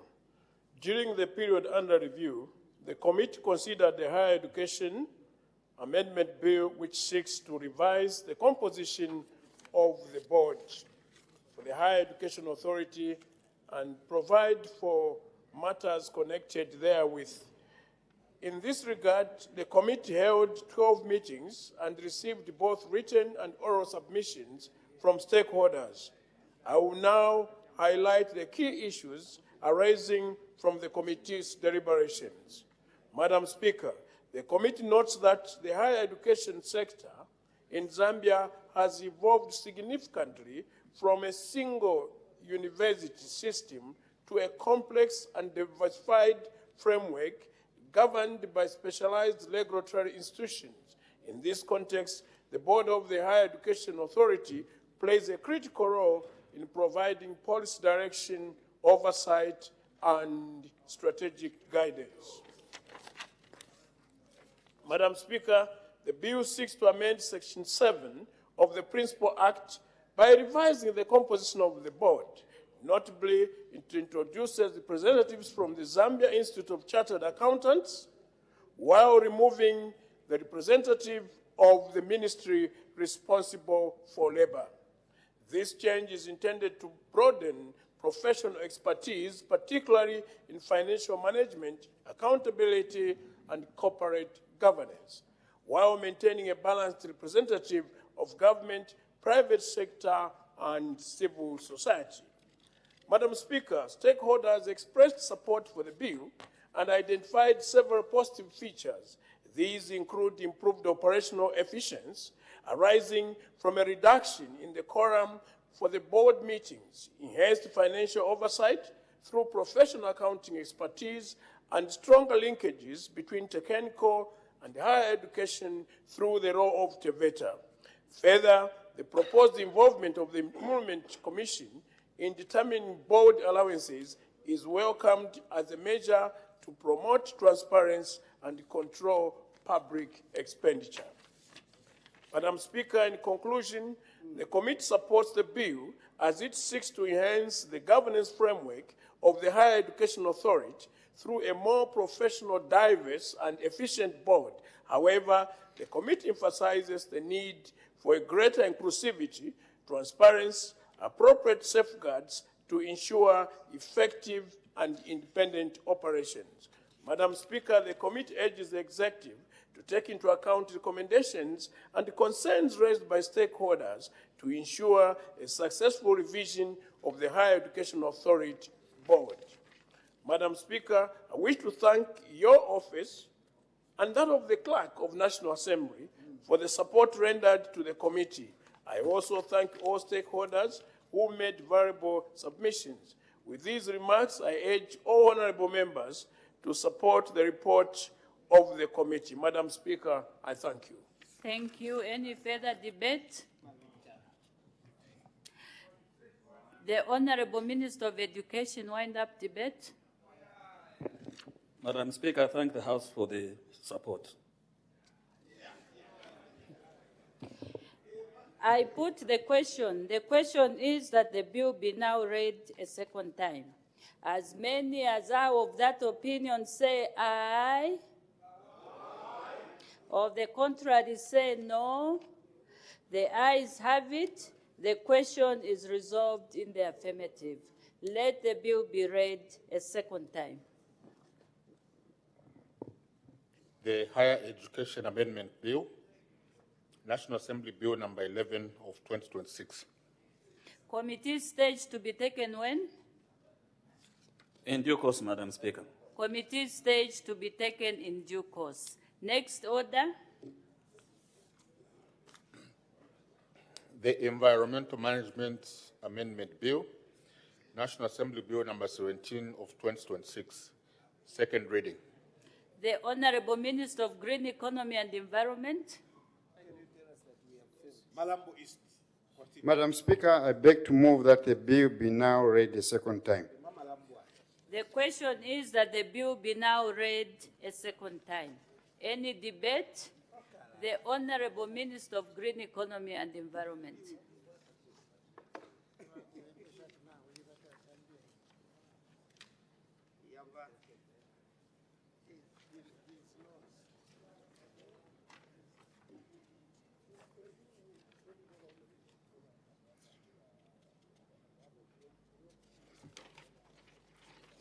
Madam Speaker, I wish to thank you most sincerely for giving me this opportunity to make a brief statement on the Environmental Management Bill number 17 of 2026. Madam Speaker, the amendment seeks to modify the composition of the board of the Zambia Environmental Management Agency by reducing the number of representatives from government ministries and enhancing the participation of strategic professional bodies and the private sector on this board. Madam Speaker, in order to effectively protect and preserve the environment, which is a common heritage for present and future generations, it is necessary that a balance is achieved between having political oversight with operational efficiency, commercial viability, and professional expertise. This is best done by ensuring that the personnel in the governing body of the institution charged with the mandate of managing the environment have adequate professional competence in their respective fields. Madam Speaker, by introducing representation from professional bodies such as the Zambia Institute of Chartered Accounts, the Engineering Institute of Zambia, and the Institute of Planners, ZEMA will benefit from the expertise of the board through strategic financial stewardship, technical design and implementation capacity, and land use and policy coherence. Furthermore, achieving diversity in the composition of the board supports principles of good governance, of transparency, and of inclusivity, which are emphasized in Zambia's environmental policies and global frameworks on sustainable development. Madam Speaker, I thank you. Thank you. Any further debate? The chairperson of the Committee on Legislation and International Agreements, the Honorable Member for Chitambo.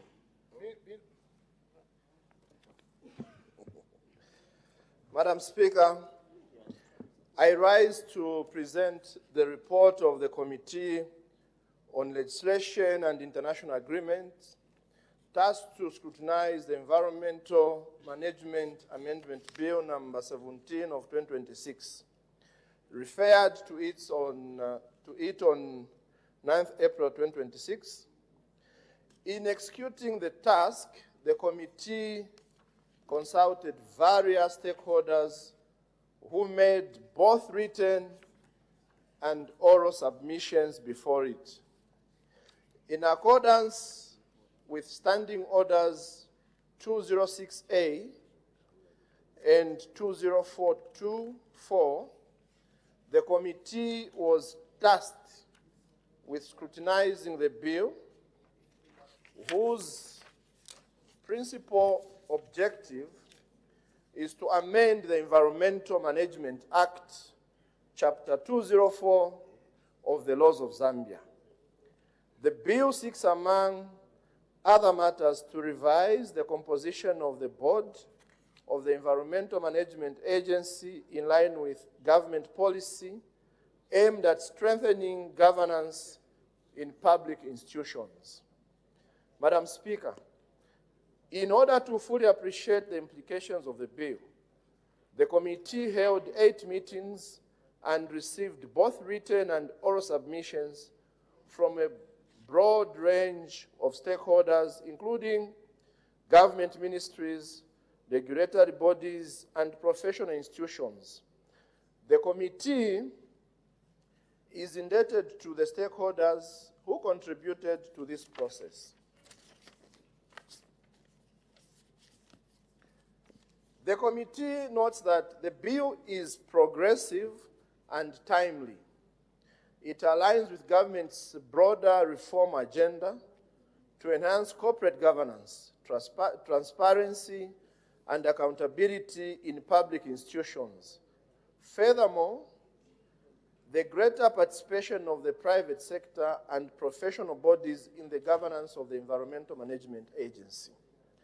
Madam Speaker, stakeholders generally supported the bill, particularly the move to create a more diverse and professionally representative board. They observed that such a board would be better equipped to address the increasingly complex relationship between environmental sustainability, economic development, and energy regulation. However, stakeholders also raised pertinent concerns. Chief among these was the absence of explicit provision for economic sustainable finance expertise on the board in today's context, where environmental decisions carry significant economic implications. The committee concurs that such expertise is indispensable. Additionally, concerns were raised regarding the independence of the board. Stakeholders submitted that the continued inclusion of a representative from the Attorney General's office may undermine principles of good governance, good corporate governance, particularly in light of existing legal advisory structures within the agency. Madam Speaker, after careful consideration of these submissions, the committee supports the bill but recommends several refinements to strengthen its effectiveness. First, with regard to the composition of the board, the committee recommends that clear criteria be established for the selection of private sector representatives. This will ensure that appointments are merit-based and that individuals possesses demonstrable expertise in environmental management and related fields. Second, the committee recommends that representatives from professional bodies such as the Zambia Institute of Chartered Accountants and the Zambia Institute of Planners must be registered members in good standing. This measure will enhance professional accountability and uphold ethical standards. Third, in order to safeguard the independence of the board, the committee recommends the removal of the Attorney General's representative and the inclusion of a representative from the Law Association of Zambia. Finally, the committee strongly recommends the inclusion of economic expertise on the board, particularly through representation from the Economics Association of Zambia, in order to integrate environmental sustainability with sound economic policy. Madam Speaker, the committee is of the considered view that with these refinements, the bill will significantly strengthen Zambia's environmental governance framework. It will enhance the capacity of the Environmental Management Agency to effectively regulate and respond to emerging environmental challenges while promoting sustainable and inclusive development. In conclusion, Madam Speaker, the Environmental Management Amendment Bill number 17 of 2026 represents a critical step toward improving governance, fostering accountability, and ensuring that environmental management in Zambia is both responsive and forward-looking. The committee therefore urges the House to support the bill, subject to the recommendations contained in the report. I thank you, Madam Speaker. Thank you. Any further debate? The Honorable Member for Shiwangandu. Thank you so much, Madam Speaker, for allowing me to make a few comments on the proposed amendments to the Environmental Management Bill number 17 of 2016.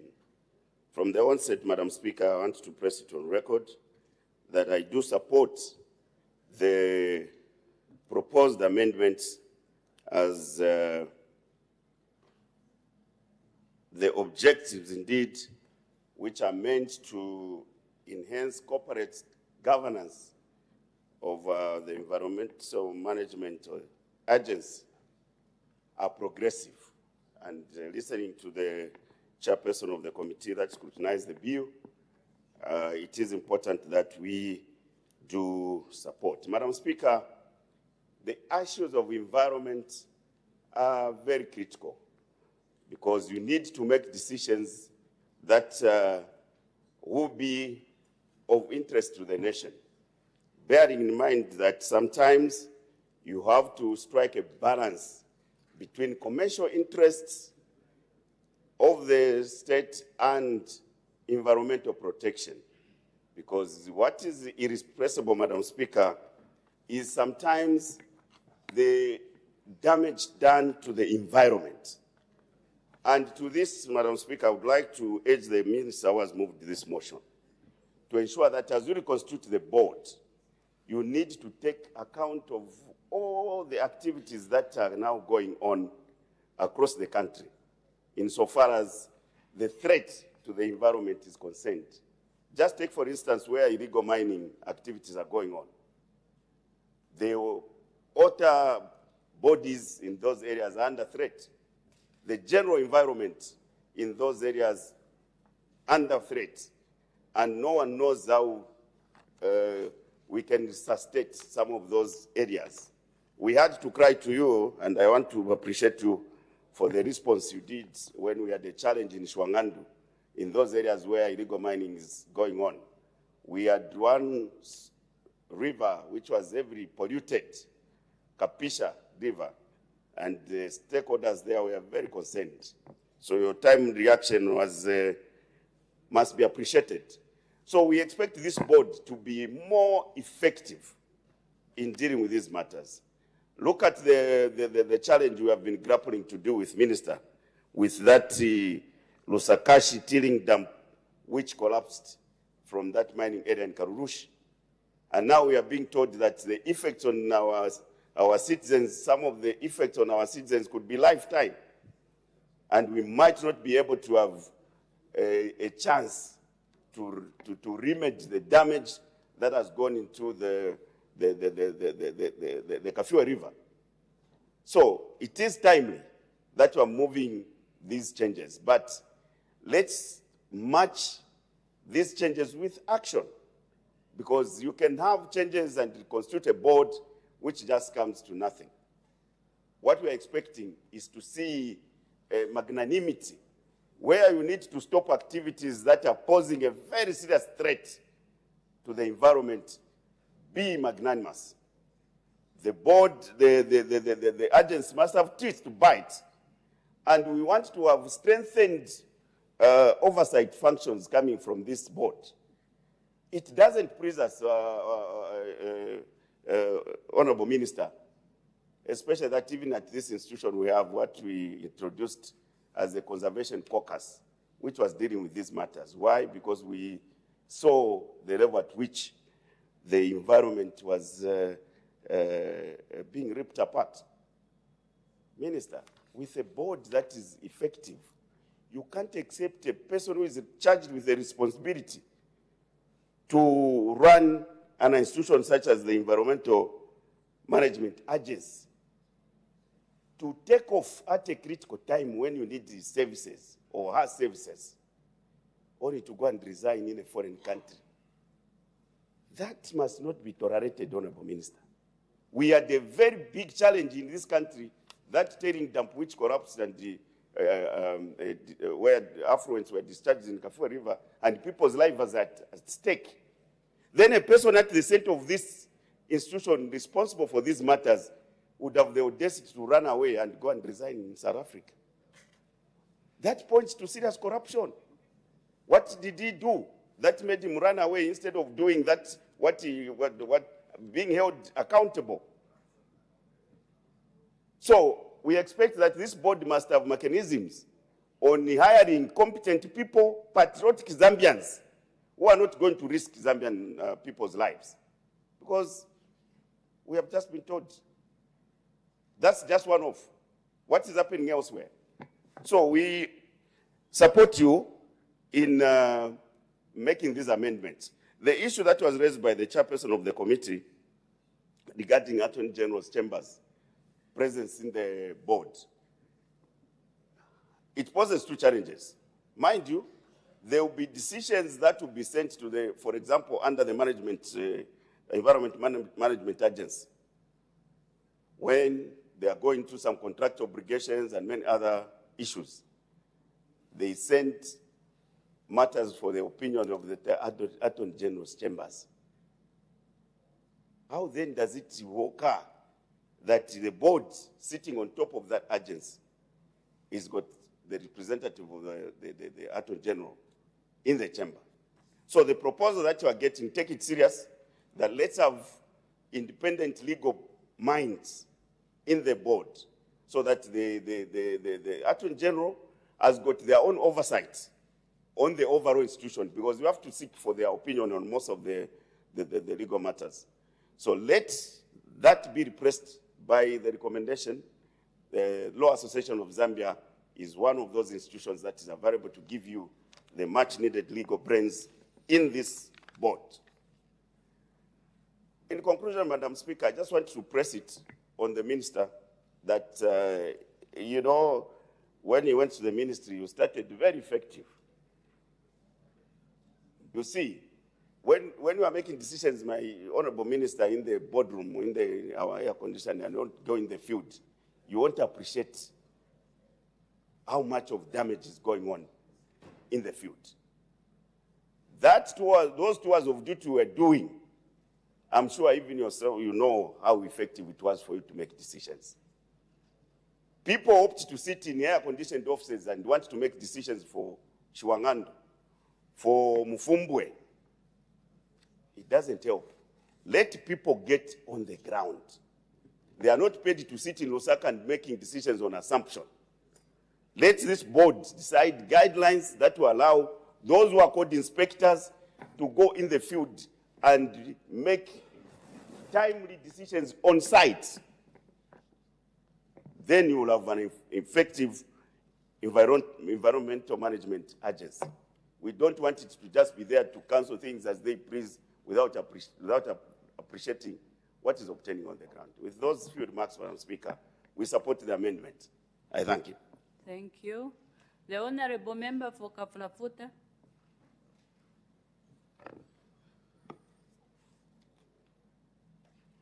Madam Speaker, I wish to sincerely thank you for giving me the opportunity to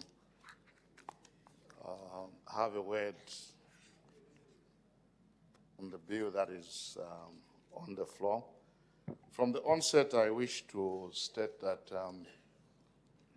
I support the bill. As I look at the functions of ZEMA and how critical this institution is to the well-being of the Zambian people.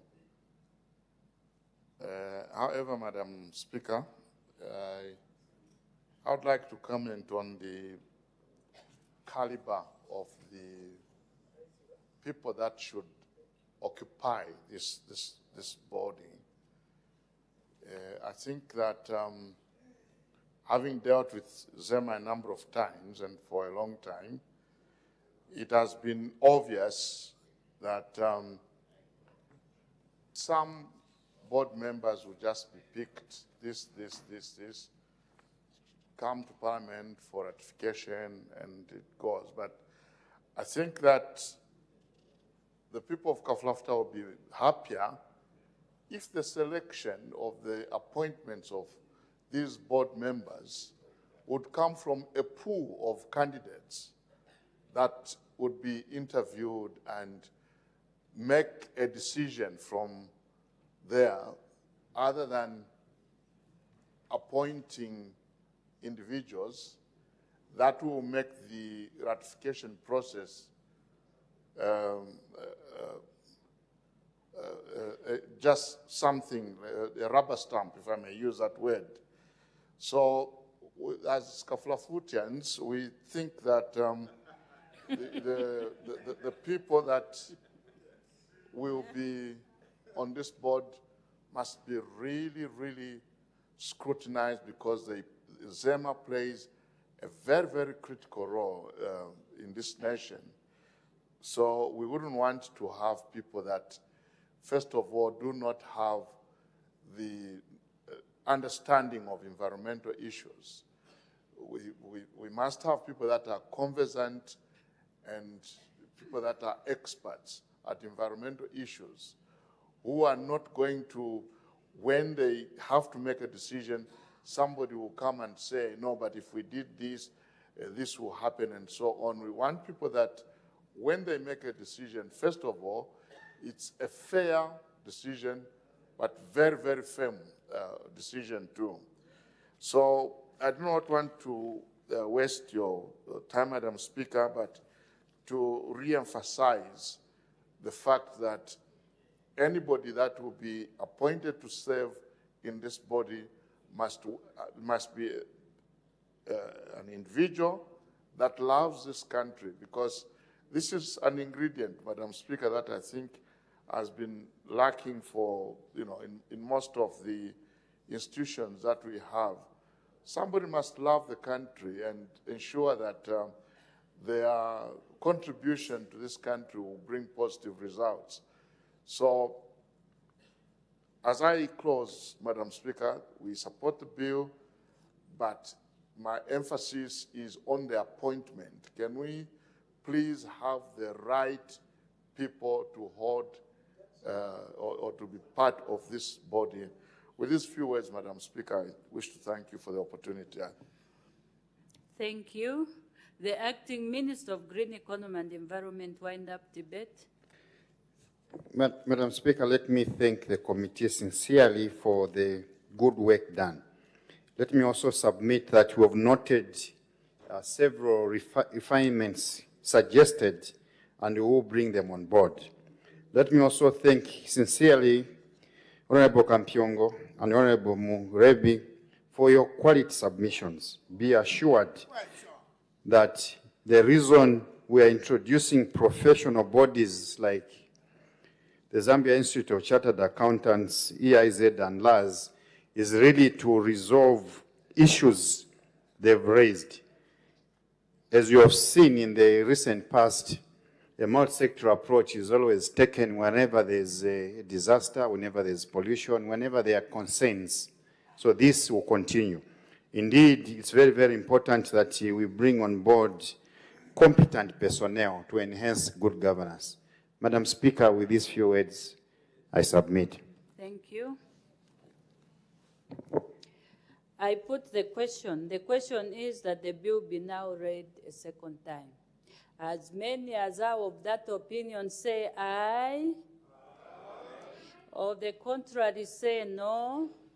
The ayes have it. The question is resolved in the affirmative. Let the bill be read a second time. The Environmental Management Amendment Bill, National Assembly Bill number 17 of 2026. Committee stage to be taken when? In due course, Madam Speaker. Committee stage to be taken in due course. Next order. The National Arts Council of Zambia Amendment Bill, National Assembly Bill number 20 of 2026, second reading. The Honorable Minister of Youth, Sport and Arts.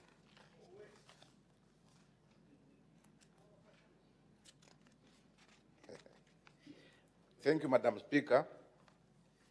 Madam Speaker, I beg to move that the bill be now read a second time. The question is that the bill be now read a second time. Any debate? The Honorable Minister of Youth, Sport and Arts.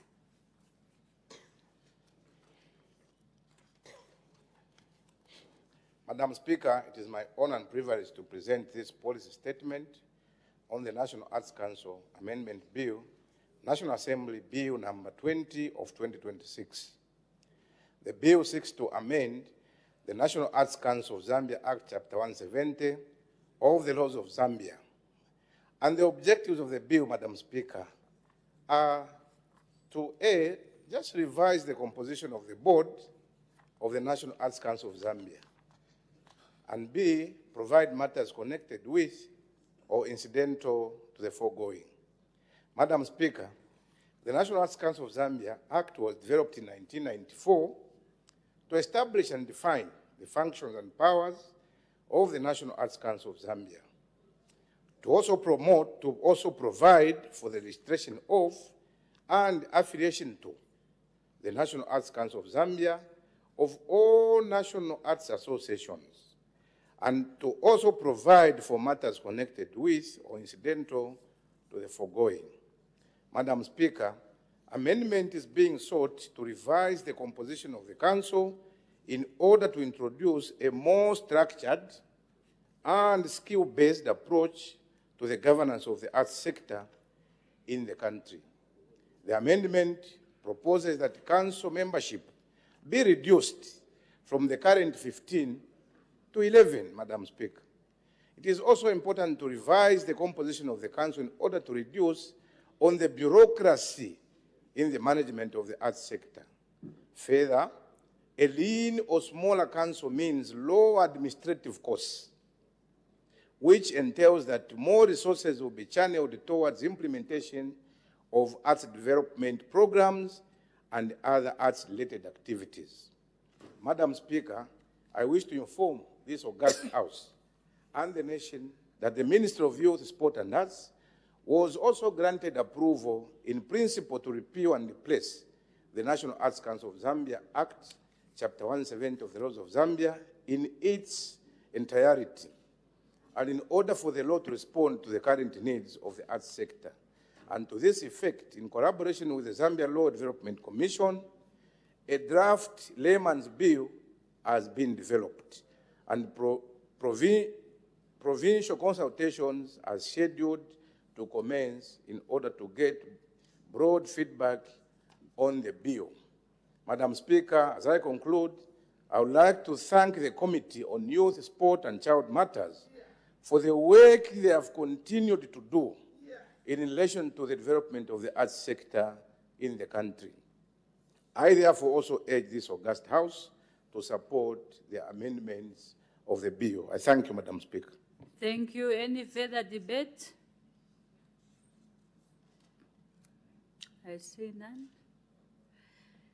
The Honorable Minister of Youth, Sport and Arts, wind up debate. Oh, sorry. I'm so sorry. We forgot the chairman's report.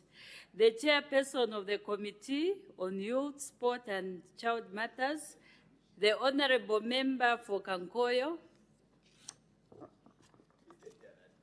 I thank you very much, Madam Speaker. Madam Speaker, I have the honor to present the report of the Committee on Youth, Sports and Child Matters on the consideration of the National Arts Council of Zambia, Amendment Bill number 20 of 2026 for the 5th session of the 13th National Assembly. Madam Speaker, in accordance with its mandate, the committee considered the National Arts Council of Zambia Amendment Bill number 20 of 2026, which seeks to strengthen governance of the arts sector through a revised and competence-based composition of the council. Madam Speaker, the committee supports the bill as an important reform aimed at modernization, institutional governance, promoting transparency, and supporting the growth of the creative economy. The bill is a positive step towards positioning the arts sector as a meaningful contribution toward national development. However, while supporting the bill, the committee identified areas requiring refinement. Madam Speaker, the committee is concerned that the reduction in the sector-specific representation and the removal of certain institutions representative may weaken inclusive and reducing the diversity of experts on the council. The committee, therefore, recommends that the composition of the council be reviewed to preserve strong representation of artists, cultural, and policy expertise. Madam Speaker, the committee notes that the term most representative association is not clearly defined, which may create uncertainty and exclusion. The committee therefore recommends that the Act provides objective criteria for the selection of such association to ensure transparency, fairness, and broad participation. Further, the committee observed that the absence of representation from the ministry responsible for small-scale and medium enterprise is a significant omission, considering the central role of creative sector within the same who are still in the small and medium enterprise stage. The committee therefore recommends inclusion of the council to support creative enterprise and strengthen the commercial viability of arts sector. The committee recommends that the ministry responsible for small and medium enterprise replaces the ministry responsible for commerce, as most artists haven't graduated to a commercial level. Further, The committee recommends a rationalization of legal representation of the council to avoid the duplication of roles and enhance corporate governance. This is because the bill seeks to include two individuals from the same profession, one from the Attorney General's chambers and the other from the Law Association of Zambia. Madam Speaker, the committee emphasized that private sector representation should be guided by clear criteria and should be drawn from institutions with proven expertise in investment, resource mobilization, and partnership in the creative industry. In conclusion, the committee supports this bill, subject to the conclusion and recommendation contained in its report being taken into account in order to strengthen inclusivity, improve institutional balance, and enhance the effectiveness of governance in the arts sector. Madam Speaker, the committee wishes to express its sincere gratitude to you and the clerk for the support rendered throughout its deliberation. The committee also extends its appreciation to all stakeholders who made both oral and written submission, which greatly enhanced its work. I therefore urge honorable members to support this non-contentious bill. Madam Speaker, I thank you very much. Thank you.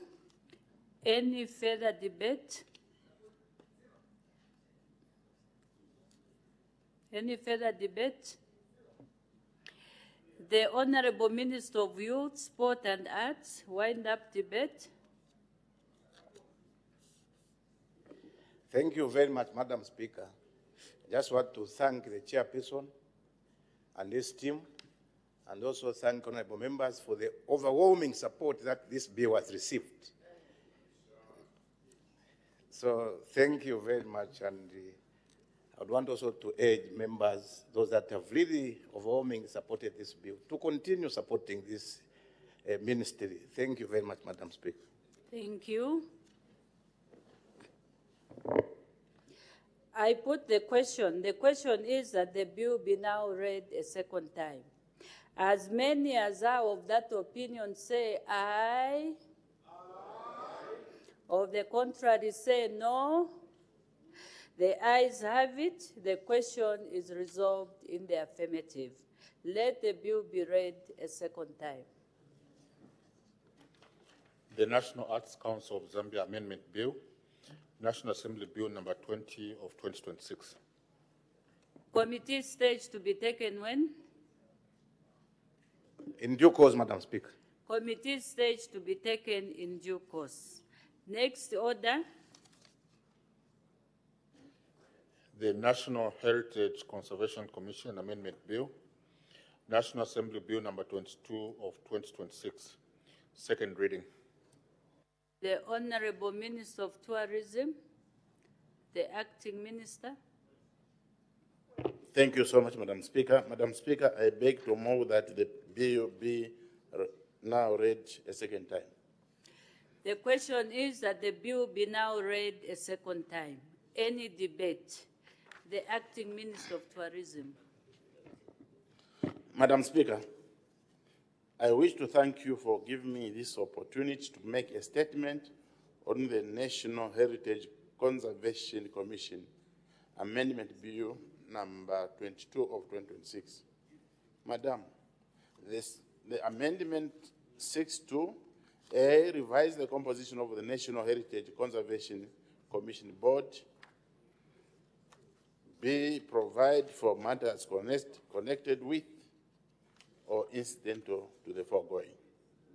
Madam Speaker, immovable heritage conservation is important to the nation in that it fosters education, research, national identity, and unity.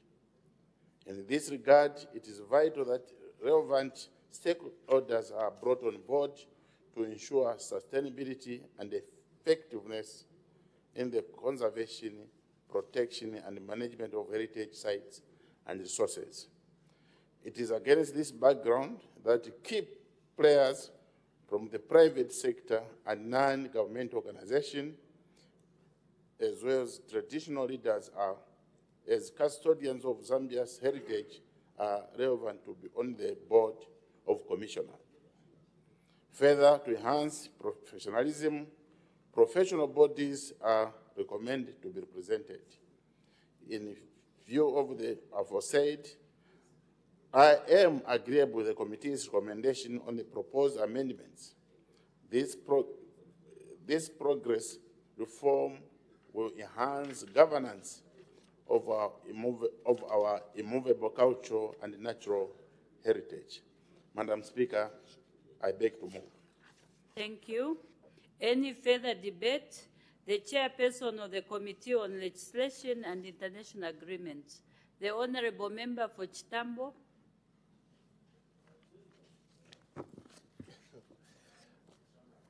Madam Speaker, I have the honor, on behalf of the Committee on Legislation and International Agreements, to present the committee's report on the National Heritage Conservation Commission, Amendment Bill number 22 of 2026. Madam Speaker, the committee, in line with its mandate under the standing orders of the National Assembly, undertook a detailed scrutiny of the bill in order to fully appreciate its implication. The committee held 8 meetings and received both written and oral submissions from a wide range of stakeholders. The bill before us seeks to amend the National Heritage Conservation Commission Act, Chapter 173 of the laws of Zambia, with the primary objective of revising the composition of the Commission's board. Sorry, Madam, I'll read again that one. The bill before us seeks to amend the National Heritage Conservation Commission Act, Chapter 173 of the laws of Zambia, with the primary objective of revising the composition of the Commission's board. This reform is anchored in government policy aimed at strengthening governance structures in public institutions, enhance service delivery, and promoting broader participation by the private sector, civil society, and other non-state actors. Madam Speaker, stakeholders who appeared before the committee broadly supported the bill.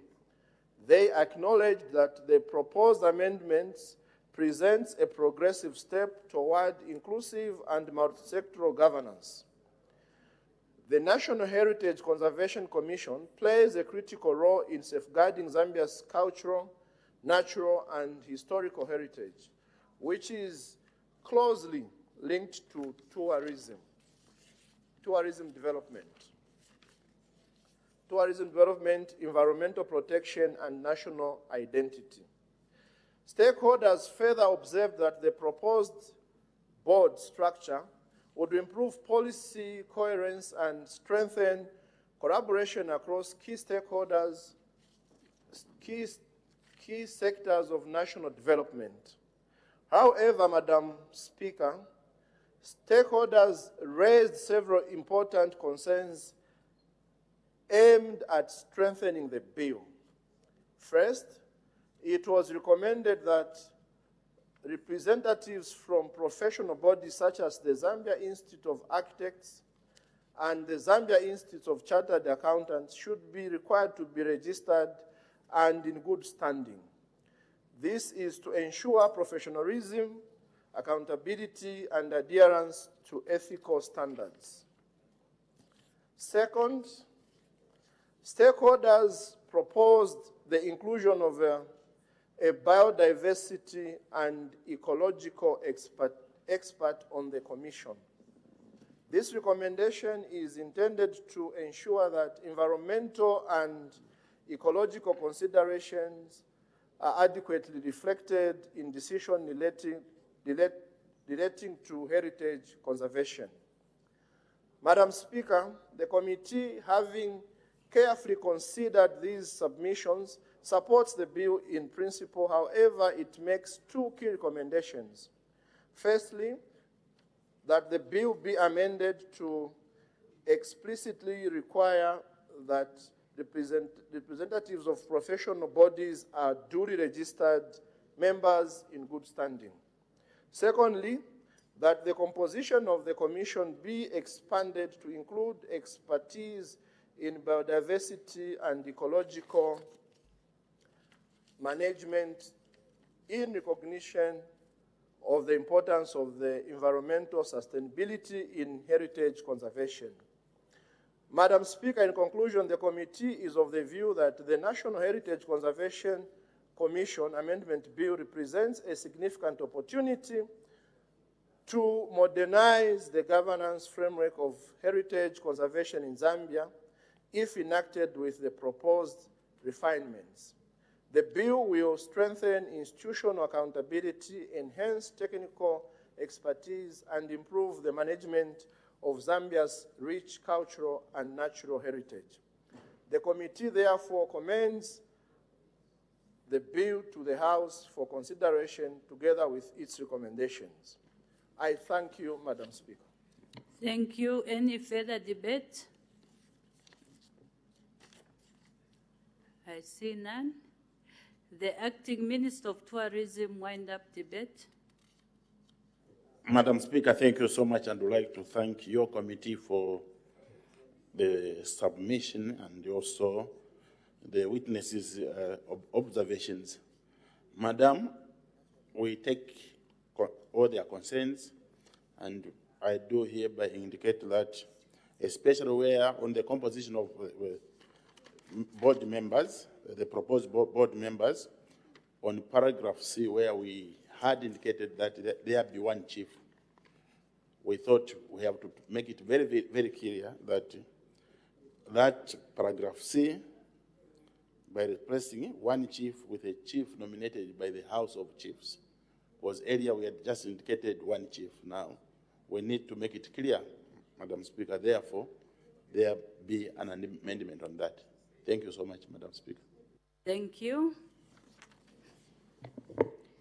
I put the question. The question is that the bill be now read a second time. As many as are of that opinion say aye. Of the contrary say no.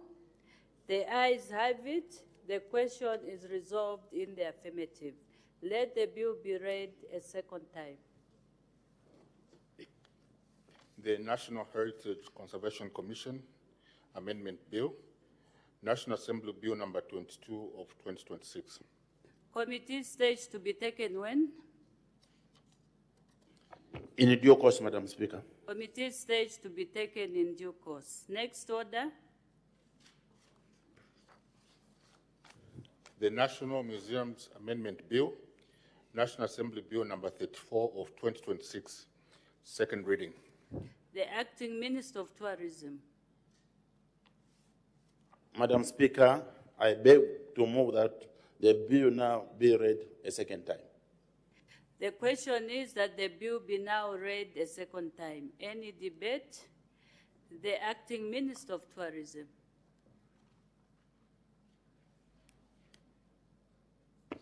Madam Speaker, I wish to thank you for giving me this opportunity to make a statement on the National Museums Amendment Bill number 34 of 2026. Madam Speaker, the amendments seek to revise the composition. Honorable Minister. Thank you. As the time is 16:40 hours, I suspend business for 20 minutes for a healthy break. Good afternoon. You are tuned in to Parliament Television. Business resumes at... We are meeting with all the three bills. So,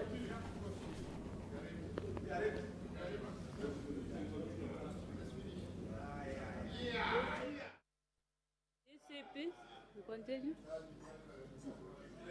Pardon?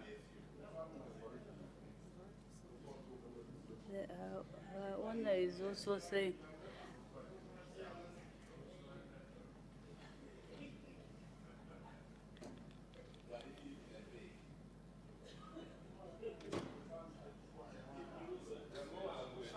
Pardon? We continue? We continue. Okay. Honorable members who meet at 17 hours. I don't think we'll spend a lot of time. We'll finish quickly. Thank you.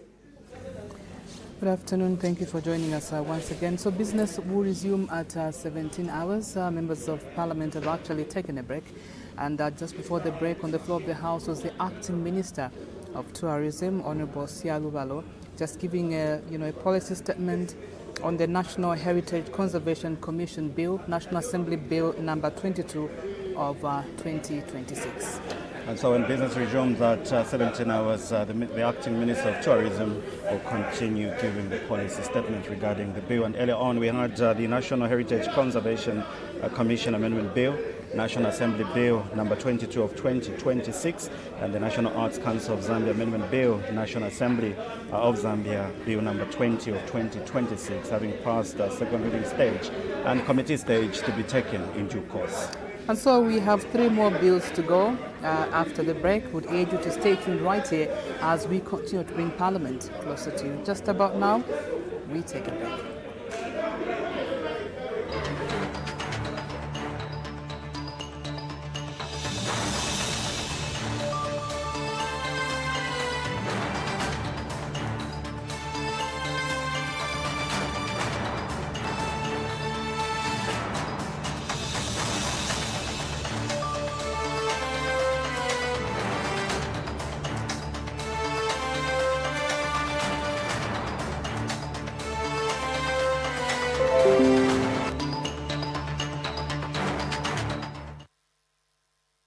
Whether you run a hotel, lodge, or guest house, keep your guests entertained and coming back for more with DSTV for Business. Our DSTV stay package options match your needs and budget. Make your visitors stay unforgettable with the best channels for sport, blockbuster movies and series, kids inspiration, lifestyle, documentaries, news, and more. Contact us today